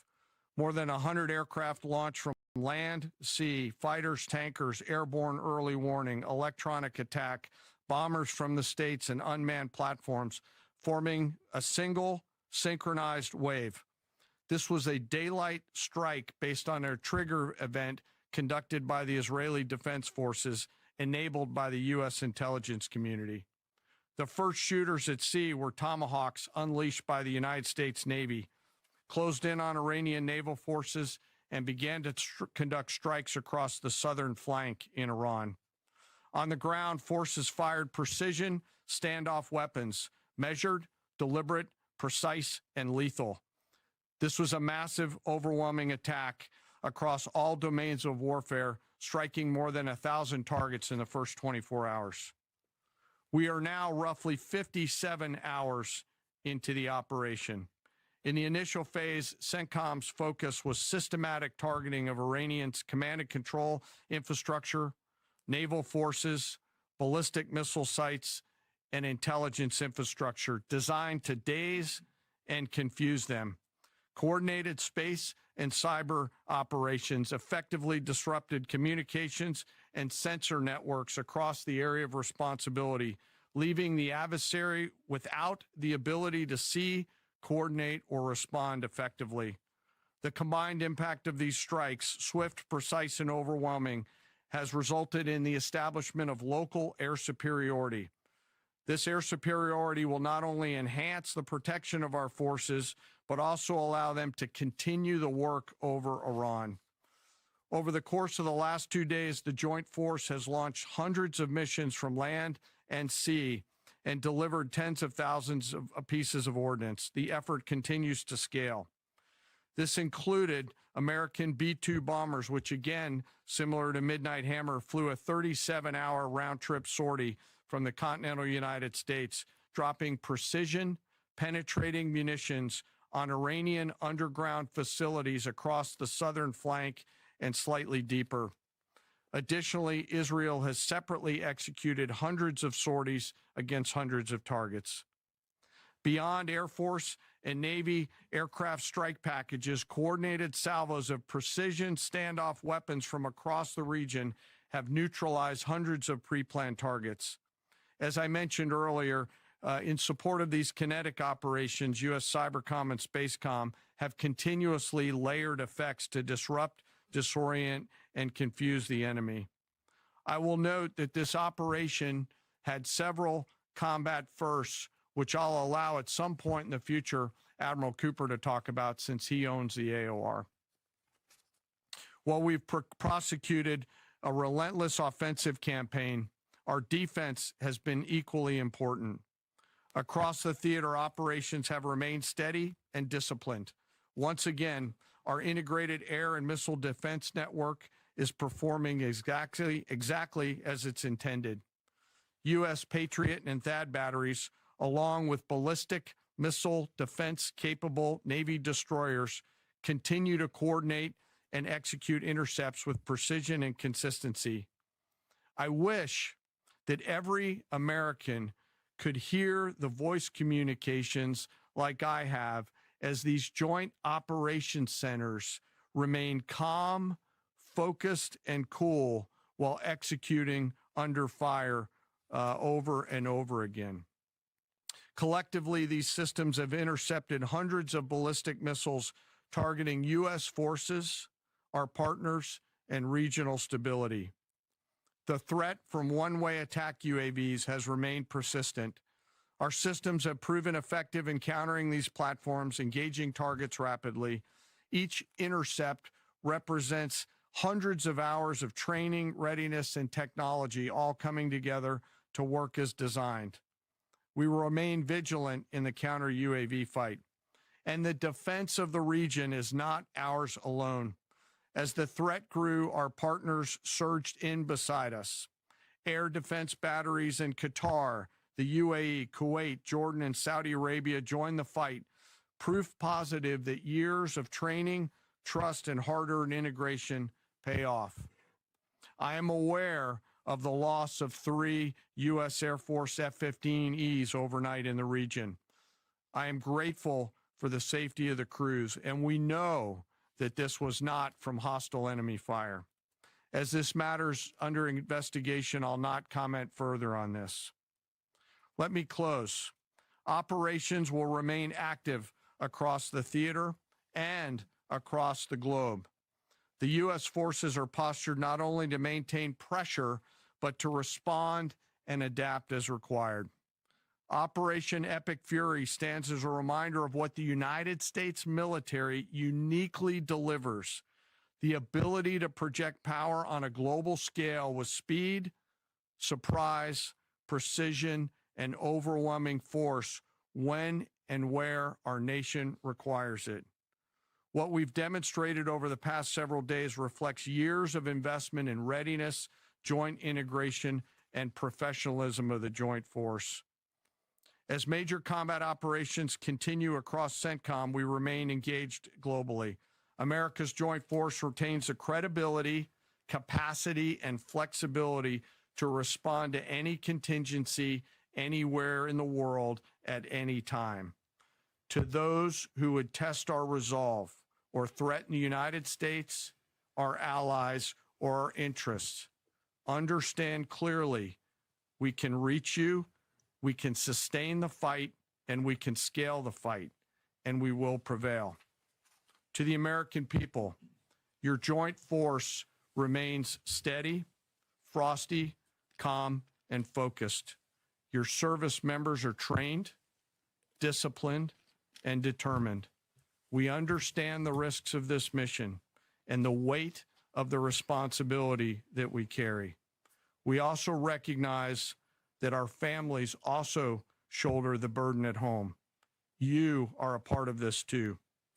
I am proud today, as I am every day, to stand as a member of America's joint force. There is no mission too complex, no distance too great, and no adversary too determined for the men and women who wear our nation's uniform. We mourn our fallen, we honor their families, and we continue our mission with focus, unity, and strength. And now I'm happy to take any questions. Thank you, Mr. Chairman. Right here. Go ahead. Thank you for your time. What percentage of Iranian long strike capabilities are still in the fight? And what is our exit strategy here, and when will it be deployed? Well, they have long-range strike capabilities, which we are hyper-focused on. The brief we got just this morning, Admiral Cooper knows exactly and precisely what kind of threat matrix he's looking at, the way they might change their techniques, and how we adapt to that. So we're making sure the theater commander has absolutely everything he needs. I mean, one of the things the chairman mentioned is for months and months, even before we built up, we ensured that we had maximum defensive capabilities in theater to allow the president the decision space in the future. So even before this buildup in the last 30 days, we discreetly brought defensive assets in to make sure, understanding that there are Iranian capabilities. As far as time frame, I would never hang a time frame from our perspective. The commander-in-chief sets the op tempo and terms of this fight. As I said, it's on his terms. And we'll make sure that Admiral Cooper and his team have everything they need, not just to defend. I mean, the best defense is good offense. And so we're aggressively pushing into that airspace over that southern flank to ensure that we control it and we destroy anything that moves that would attempt to shoot us. Think of it as shooting the archer instead of the arrows. That's where we want to be. And we have the kind of exquisite intelligence to get over the top find that and destroy it. It won't happen overnight. This is a big battle space with a lot of capabilities. That's part of the reason why it's such a threat to us. That's why I talk about conventional umbrella to blackmail nuclear ambitions. They were building up this conventional arsenal in order to ensure that no one would ever block them from their ability to get nuclear weapons. So we're very clear-eyed about the nature of this Iranian threat, and we're going to get after it. I don't know if you have anything to add to that, Mr. Chairman. Thank you for the question. The only thing I'll add is that unlike an operation, a single operation like Midnight Hammer or Absolute Resolve, it'll take some time for us to conduct battle damage assessment, and the targeting cycle that CENTCOM will run will take those things into effect. Admiral Cooper will adjust his plan and fires accordingly to ensure that we're attriting that. He's focused on long-range strike capability coming out of the enemy, and that's a key and essential part of it. Of the capabilities that still exist from the enemy front. Yeah, that's what I mean when I say we're still doing BDA. Normally we'd be able to see a singular thing and we'd assess pretty quickly. He's doing offense and assessment simultaneously, so it'll take longer for us to assess than it would in a single operation. Secretary Hegseth, thank you. Reagan Reese with the Daily Caller. 2 questions for you. The president said yesterday in his video message that we will leave Iran when we complete all of our objectives. What are our objectives? And can you share more information on how the soldiers who were killed were killed? Well, I laid out the objectives, as did the chairman. They're completely nested. I mean, Iran has an ability to project power against us and our allies in ways that we can't tolerate. So whether that's ballistic missiles and drones, so offensive capabilities, effectively their Navy, which would attempt to set other terms and impose different costs, drone capabilities, which we laid out there. And ultimately, though, this tying it back to Midnight Hammer, the president has been willing to make a deal. You can't have a nuclear bomb. Radical Islamists can't have a nuclear bomb that they wield against the world. He gave them every single opportunity. Then we precisely took it away. And even then, after that, they didn't have that. They didn't come to the table with a willingness to give it away. So ultimately, those nuclear ambitions, which never ceased, are something that had to be addressed as well. So that's a discrete sense of what's being addressed here to ensure that they can't use that conventional umbrella to continue a pursuit of nuclear ambitions. And then as it pertains to the U.S. casualties, that particular incident was, you have air defenses and the lot's coming in and you hit most of it. And we absolutely do. We have incredible air defenders. Every once in a while, you might have one, unfortunately, we call it a squirter that makes its way through. And in that particular case, it happened to hit a tactical operations center that was fortified, but these are powerful weapons. So we certainly will do, as I said, moments like that as we remember them and we take care of them and take care of their families only stiffen our resolve to ensure that we do this properly. Thank you. Yep. Right here. Thank you, Secretary Hegseth. I had 2 questions for you. First, are there currently any American boots on the ground in Iran? No, but we're not going to go into the exercise of what we will or will not do. I think it's one of those fallacies for a long time that this department or presidents or others should tell the American people this, and our enemies, by the way, here's exactly what we'll do. Here's exactly how long we'll go. Here's exactly how far we'll go. Here's what we're willing to do and not do. It's foolishness. And so President Trump ensures that our enemies understand we'll go as far as we need to go to advance American interests. But we're not dumb about it. You don't have to roll 200,000 people in there and stay for 20 years. We've proven that you can achieve objectives that advance American interests without being foolish about it. Now, will we be bold about it? Are we willing to be decisive about it? Do we put months and months of planning into what kind of effects we want to achieve? Absolutely. But going forward, why in the world would we tell you, the enemy, anybody, what we will or will not do in pursuit of an objective? We fight to win. We fight to achieve the objectives the President of the United States has laid out, and we will do so unapologetically. Thank you. Is there any significance to Israel carrying out the strike to kill the Ayatollah? And I wanted to know, what was your immediate reaction to finding out about his killing? I think Israel did a great job in the conduct of that operation. President Trump put a 4-week timeline on it. here. Are you Please. saying that's wrong? Yeah, thank you. You mentioned during the briefing, General Kane, that there would be additional troops sent to the region. Could you say how many troops currently are involved in this operation and how many additional troops are planned to go in this next phase? I don't want to talk specifics because that would tip the enemy off. We have more tactical aviation flowing into theater just based on the time it took to get it out there. I think we're just about where we want to be in terms of total combat capacity and total combat power for Admiral Cooper. One of the things, though, that a commander, he'll consistently assess the trajectory of the campaign. Is he on or off trajectory? And then make an ask of the joint force, which will then develop options for consideration by the secretary and the president to either increase or in some cases decrease the amount of combat capability that we have over there. I heard the question about 4 weeks. It's the typical NBC sort of gotcha type question. President Trump has all the latitude in the world to talk about how long it may or may not take. 4 weeks, 2 weeks, 6 weeks. It could move up. It could move back.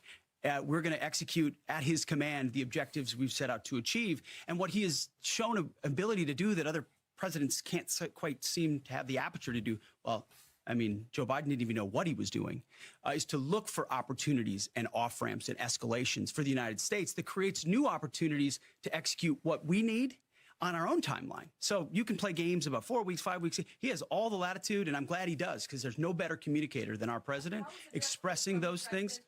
Daily Mail. I've been in meetings with the president for the last 2.5 days. We know exactly where his headspace is, and he will communicate as he should exactly what he would like, and we will follow those orders. And I think everything he said on that is right down the middle. Chairman, Absolutely. Yes, right there. Yes, sir. Thank you very much, Secretary. I left my hometown of Sakis in Iranian Kurdistan in 1996. Can you promise that I will be able to return home safely this year? And I have a following question too, please. I appreciate the question. I'm not here to place guarantees on that, but I think the message the president has given has been clear to the people of Iran. This is your moment. The world was seized by these crowds and then seized by the reality of this regime killing tens of thousands of innocent protesters. So we saw the nature of the regime yet again exposed. We saw many of the Iranian people seek a change there. This is their moment to take advantage of it, for sure. You served in Iraq and know that no American soldiers were killed in Kurdistan. The Kurdish people are very pro-American. Will you continue protect Kurdistan and Peshmerga as loyal ally of the United States? Why I'm asking this question? Because now Kurdistan is under attack by Iranian drones and by proxies in Iraq and on the region. I think I can speak to allies generally in the region who we've been in constant communication with. We have been standing shoulder to shoulder with them, and we appreciate their capabilities. Absolutely. Yes, right here. Hi, thank you. Cameron Arkin with the Daily Wire. My question is about some of the domestic threats, if any, regarding this right now. Would there be any concerns about Iranian sleeper cells and kind of what has the Trump administration been doing to kind of monitor these threats? Across the interagency, in full coordination. Of course, we're paying attention to any potentialities there. This is a former regime, a regime that seeks to export that ideology and try to sow terror. We're ready for that. We've seen these types of folks before, and the American people can rest assured that we're vigilant on that. Right Secretary, thank you. Kind of a follow-up on that last question. There was just this, what appears to be a terrorist attack in Austin yesterday. How does that change the operation at all? What effect does that have? And it doesn't change the operation at all, and I know the authorities are executing exactly the way they should. Secretary Higseth, and one for Chairman Kane as well. I understand, to your point here, that you don't want to broadcast everything for our adversaries to hear, but the American people also want to know what they're sending their men and women to war for. Is there a concern of this spiraling into a longer war? And then one for the chairman when you're done. Did you not hear my remarks?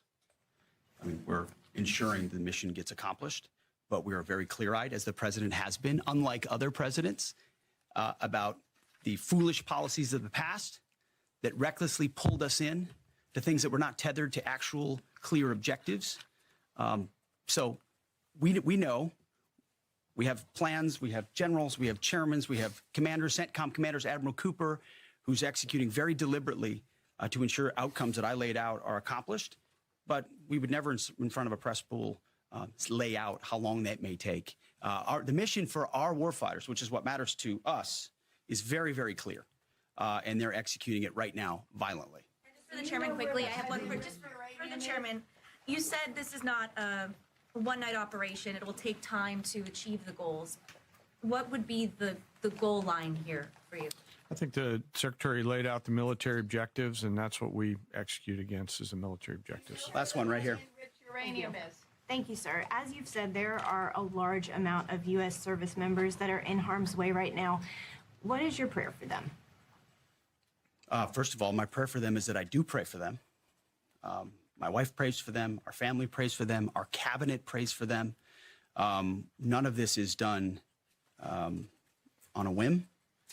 Having been in their boots, having been in their shoes, having been in their flight suits, I know we think about them with every decision that we make and every recommendation that we make to the President of the United States. Those recommendations are made prayerfully. And when I pray every day for them and for this mission, I pray simply for the biblical wisdom to see what is right and the courage to do it. It's going to take courage to follow through on this. There's going to be a lot of noise, and we pray for that, and we hope all of you do as well. Thank you very much. Appreciate it. Thank you. We have been listening to the Secretary of Defense, Pete Hegseth, and the Chairman of the Joint Chiefs of Staff, Dan Kane, at the Pentagon briefing reporters about the ongoing attack on Iran. We have yet to have President Trump engage with the public, so these are, in some ways, the first official statements from this administration about the ongoing war in the Middle East. Let's bring in now MS Now senior national security reporter David Rohde, who was listening along with me. So, David, a lot to get into there. Certainly a lot of political nonsense from the Secretary of Defense. But I know some of it caught your attention too and were bothered by it. But let's start with what we know in terms of the concrete updates as to the ongoing assault in Iran. What do we learn? There was a lot of talk, and I think it has been a successful effort in terms of these bombings and the strikes. There hasn't been any American planes shot down by the Iranians. But really, what really concerns me is the long-term strategy. And one of the last things he said, which was a little bit political, just really concerned me. He criticized other presidents about the foolish policies of the past that recklessly pulled us into things that were not tethered to actual clear objectives. Other than destroying, these Iranian weaponry and the uranium, and that's important, and the, any chance of uranium enrichment, it's just not clear what the Trump administration's strategy is in terms of changing the government in Iran. I mean, at some point, the U.S. will run out of munitions and, this operation will end. Simply calling for unarmed Iranians to take on the Iranian Revolutionary Guard Corps, which has hundreds of thousands of members, is heavily armed, is unrealistic. And so my concern is, what is the end game here? And it was just shocking how he wouldn't give that. And he sort of also insulted the Americans, I thought, who served after 9/11. He talked about nation building being dumb. That was an effort to sort of secure Afghanistan in the long term. It didn't go well, but other, service members gave their lives trying to achieve that. And so there's the most important thing, again, American lives are at risk right now. What is the strategy in the long term to make Iran not a threat over the years ahead? And I just didn't hear that at all. No, nor did I. U.S. CENTCOM has now confirmed 4 American service members have died since the start of this conflict. Both men that we just heard from did suggest, they acknowledged the likelihood that more service members will be killed in action. You make a great point there about munitions. I think that's a big part of this. One of the real storylines emerging is the interceptors that the U.S. and our allies in the Gulf have. They're worried about when those will run out. The Secretary of Defense was also asked about the Iranian capabilities. What sort of missiles do they have yet? Amid some reporting this morning that maybe they have less of a stockpile than first believed. He didn't really address that. But this is a key issue here in the war's first days. And that's the other problem, is that so far the United States has been able to obliterate Iran's missile capabilities to the point where just the missiles aren't coming. They are coming. And what I think the Iranians have discovered is that the weakness here is the ability in the Gulf. the ability of Kuwait, Dubai, Abu Dhabi, Bahrain to stop these incoming missiles. And one of our military analysts said that, the Iranians have thousands of these missiles. Each sort of Patriot missile that's fired back to take down one of their missiles costs $2 million. And so there's major concerns about how long can the U.S. go on sort of intercepting this. And the other concern is that they have successfully stopped the flow of oil at this point in the Persian Gulf. That's 20% of the oil in the world passes through the Strait of Hormuz there. So that's going to be an economic challenge for the U.S. So Hegseth talks about taking out Navy ships, but again, they haven't completely decimated the Iranian Navy to the point where ships are going through the Gulf and oil is flowing. And we are seeing overnight stock futures down, oil prices up as the markets react to what's happening in the Middle East. The secretary was also asked about whether or not there are U.S. ground forces in Iran, and he said no. But then was quick to add, well, we don't want to rule anything out. We don't want to tip our hand operationally. Certainly, from reporting, the president does not seem inclined to have a full-on ground invasion of Iran. But there are some who believe in military circles that at least some sort of incursion might be necessary beyond, say, recovering a downed pilot, but an actual invasion force if indeed the goal is regime change. How are you thinking about this? So I spoke to former CIA officials, who were involved in Afghanistan and Iraq, and they are questioning why there isn't a basic effort by the CIA and the Mossad, which has a very strong network in Iran, to try to get elements of the Iranian security forces, members of the police, members of the Revolutionary Guard, of the army, to peel off and back popular protests. There's ways to pay off sections of the army. There's ways also to end this internet blockade that is preventing Iranians from talking to each other and organizing protests, and also allowing them to talk to the outside world. So, and again, what was so disturbing about Secretary Hegseth's sort of view of this is we're just going to kill and take out all their weapons, and we don't have to do anything else. And that is not a strategy. This is, very experienced CIA officials. There's an effort in terms of diplomacy, also in terms of working with the Iranian opposition, but simply saying, brave Iranians, this is your chance. The Trump doctrine essentially is, and President Trump said this last night, it's up to you. And that's, I don't think, enough for long-term stability or change in Iran. Yeah, Secretary Hegseth, usual criticisms of the media and President Trump's predecessors, but you're right, did not offer much in the way of vision as to what would be next. And there's a middle ground. I don't think an American ground invasion and Americans running Iran we should not do that. That failed, particularly in Iran and also in Afghanistan.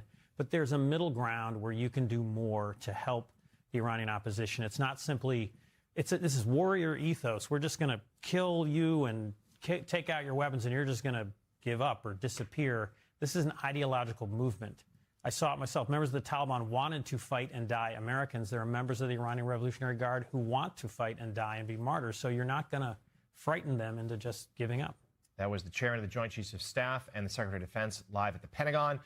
President Trump does have public events later today. We expect that he will talk about the ongoing situation in Iran, however, White House has not confirmed that he will. We shall see. MS Now, senior national security reporter David Rowe. David, thank you as always. Coming up ahead on Morning Joe, Republican Congressman Mike Turner of Ohio was the chair. We didn't start this war, but under President Trump, we are finishing it. Their war on Americans has become our retribution against their Ayatollah and his death cult. It took the 47th president, a fighter who always puts America first, to finally draw the line after 47 years of Iranian belligerence.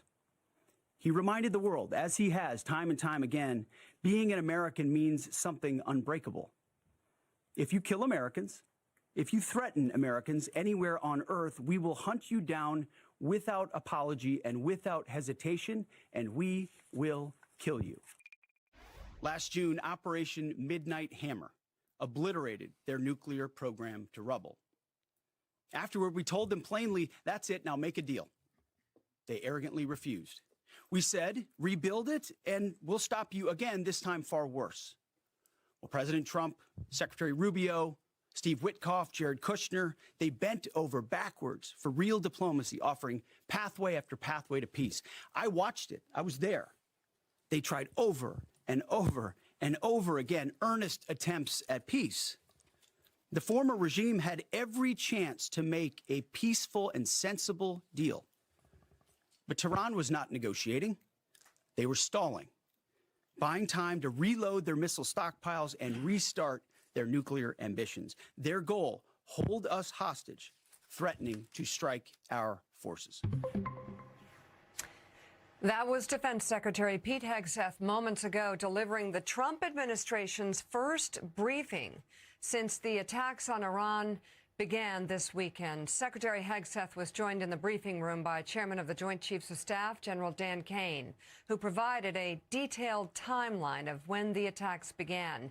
Hegseth echoed the president's claim that the U.S. chose to attack because Iran posed a threat to the United States.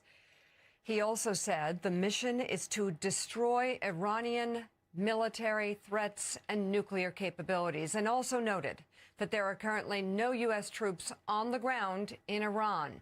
General Kane added the United States can sustain the fight against Iran and that the U.S. is about where we want to be in terms of total combat capacity and total combat power. This comes as the United States and Israel continue to strike Iranian missile launchers, air defense systems, government headquarters, and command centers as part of a major military operation that began early Saturday morning. The Iranian Red Crescent Society says at least 555 people have been killed in Iran so far. U.S. Central Command announcing this morning a fourth U.S. service member was killed in action, succumbing to injuries suffered during Iran's initial attacks, as President Trump says there, quote, likely will be more.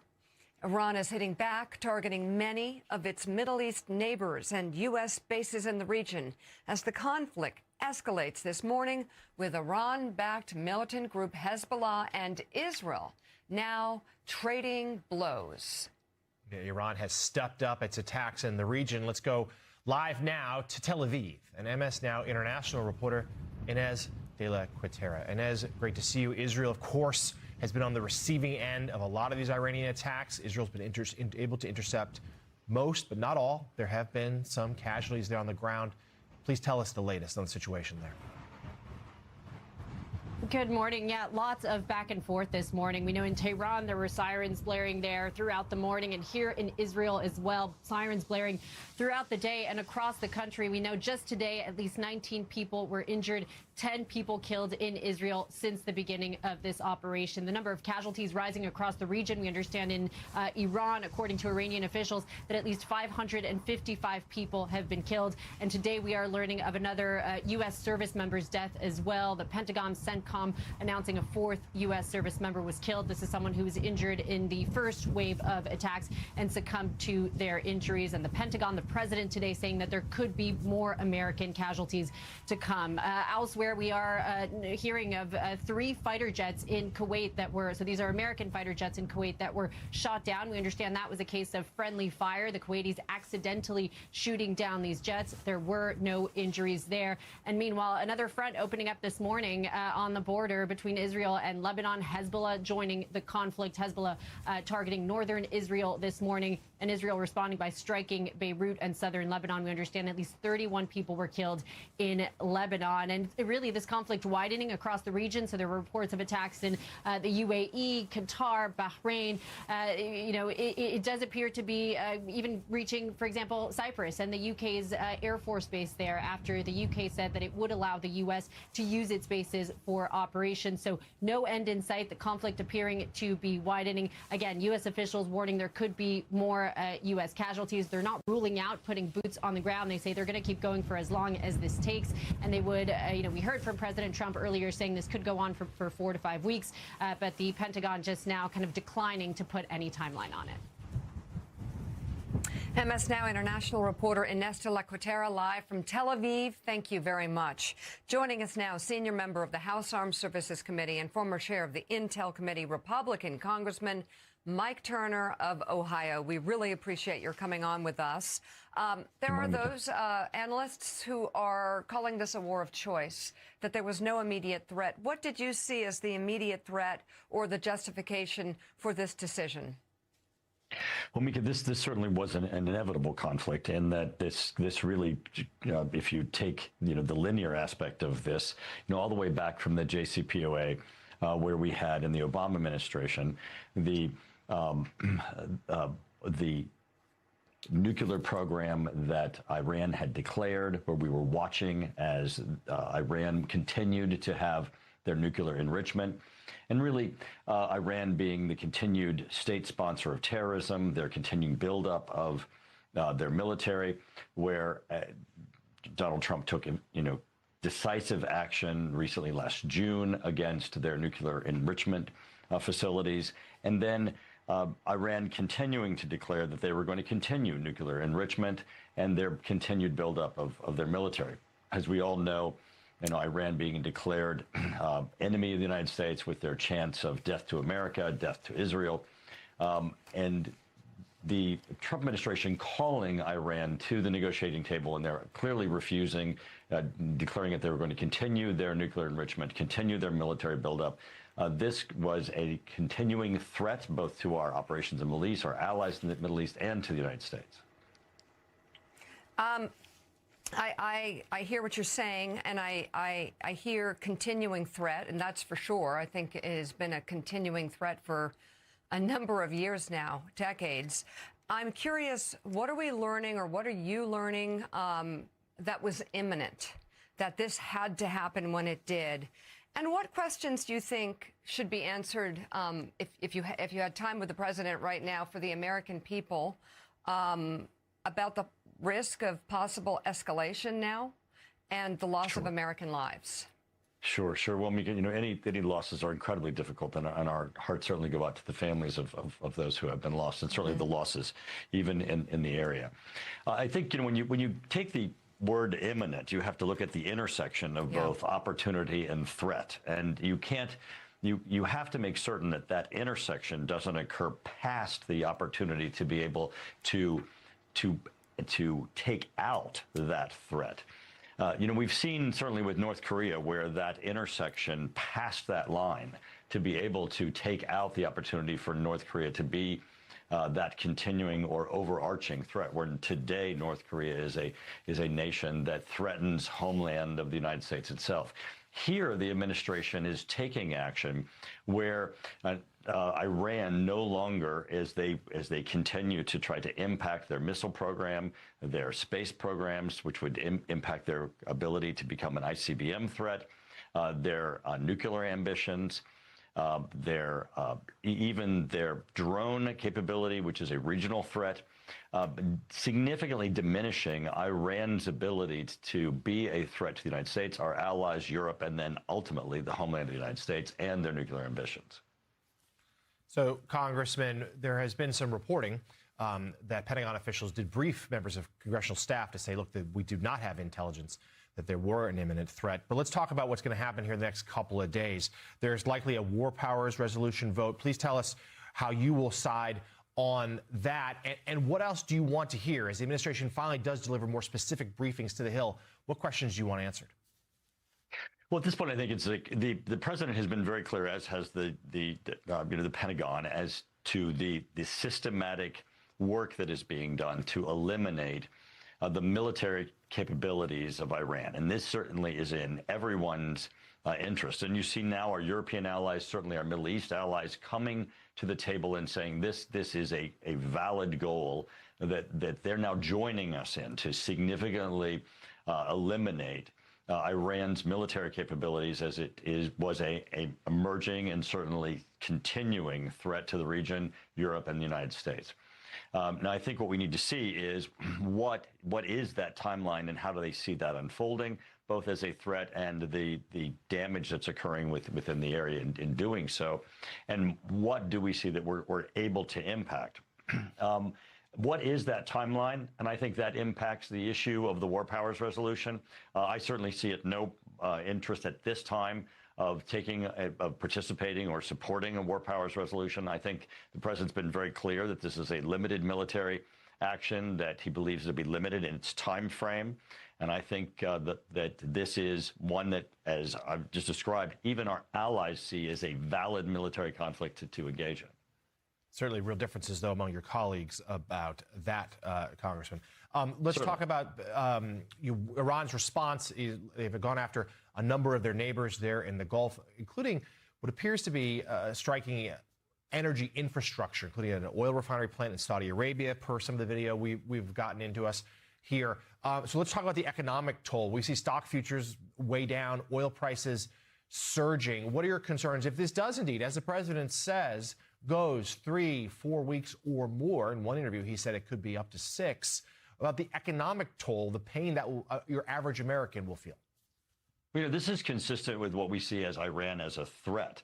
Iran being the greatest sponsor of terrorism in the world, and then, of course, their support for Hezbollah, Hamas, and the Houthis, their attack on commercial ways and waterways, and even their attack just on civilian populations. You're seeing that in their military response. It's not a military response, it's a civilian response, it's a commercial response. And that's what we're going to be seeing here. And that's why it's so important that their military capabilities be impacted, be removed, and be impacted in this exchange here. They are a significant threat to everyone in the region, and that's what you're seeing in their response. Another question I have is about the Gulf states and countries in the region that have been hit by Iran. Missiles mostly intercepted, but some not, for sure. Are they going to get added protections as this continues? Because we've heard 2 weeks, we've heard 6 weeks. Let's assume, or for the sake of this question, this escalates or continues. Will they need added protection? Will they get added protection? So what's so difficult about this, Mika, which is exactly what you're pointing out, is that this is a murderous authoritarian regime. And that's what makes this so difficult. I mean, they should be coming to the table as they look to, the Middle Eastern Gulf region. I mean, they are a threat to everyone. And as this unfolds, this is very, very difficult. And as we're trying to respond and pull together our allies in the region, the difficulty is in trying to contain this murderous authoritarian regime. There needs to be a point, which is why the president has said the people in Iran need to address and the hope for freedom for these people who've been oppressed by this regime is also the threat that has occurred to this region. Let's hope, as the intersection occurs of this military conflict, that this regime falls, and that hopefully the effects of what this threat is to the people in the region and to the threat of the people in Iran can be impacted. So, Congressman, let's also talk about other potential consequences back here at home. There was this mass shooting over the weekend in Texas, and there's a lot we don't know there, but there's been some preliminary reporting that it may have been inspired by what's been happening in the Middle East right now. And that, we know, Iran has long boasted of having sleeper cells throughout the West.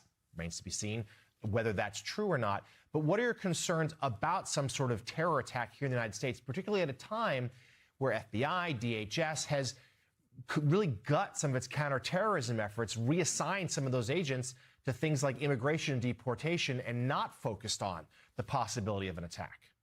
I mean, this is going to be a very, very important issue as we go back as Congress returns, because as you know, right now there's a partisan fight where the funding for Homeland is currently held up. I certainly hope that we can get past this partisan fighting so that we can get funding, the important funding to the Homeland,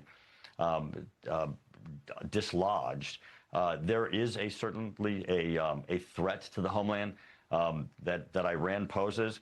But also, as you look internationally, we just had Putin say that in Khomeini's death, he lost a friend. And as we have these murderous authoritarian regimes look to losing friends, this is certainly going to have changes in dynamics worldwide, and that is going to have an impact, I think, also diplomatically. When we look at Ukraine, when we look at our domestic threats, this is going to have implications that could have a positive implication as we look to what's happening in Ukraine and the threats that we're going to have to address here locally. Republican member of the House Armed Services Committee and former chair of the Intel Committee, Congressman Mike Turner, of Ohio, thank you so much for coming on the show this morning. We really appreciate it. Coming up on Morning Joe, the strikes in Iran are having a significant impact on oil prices. We'll get a live report from CNBC. Plus, how President Trump's MAGA base is feeling about another military operation far from home. Our political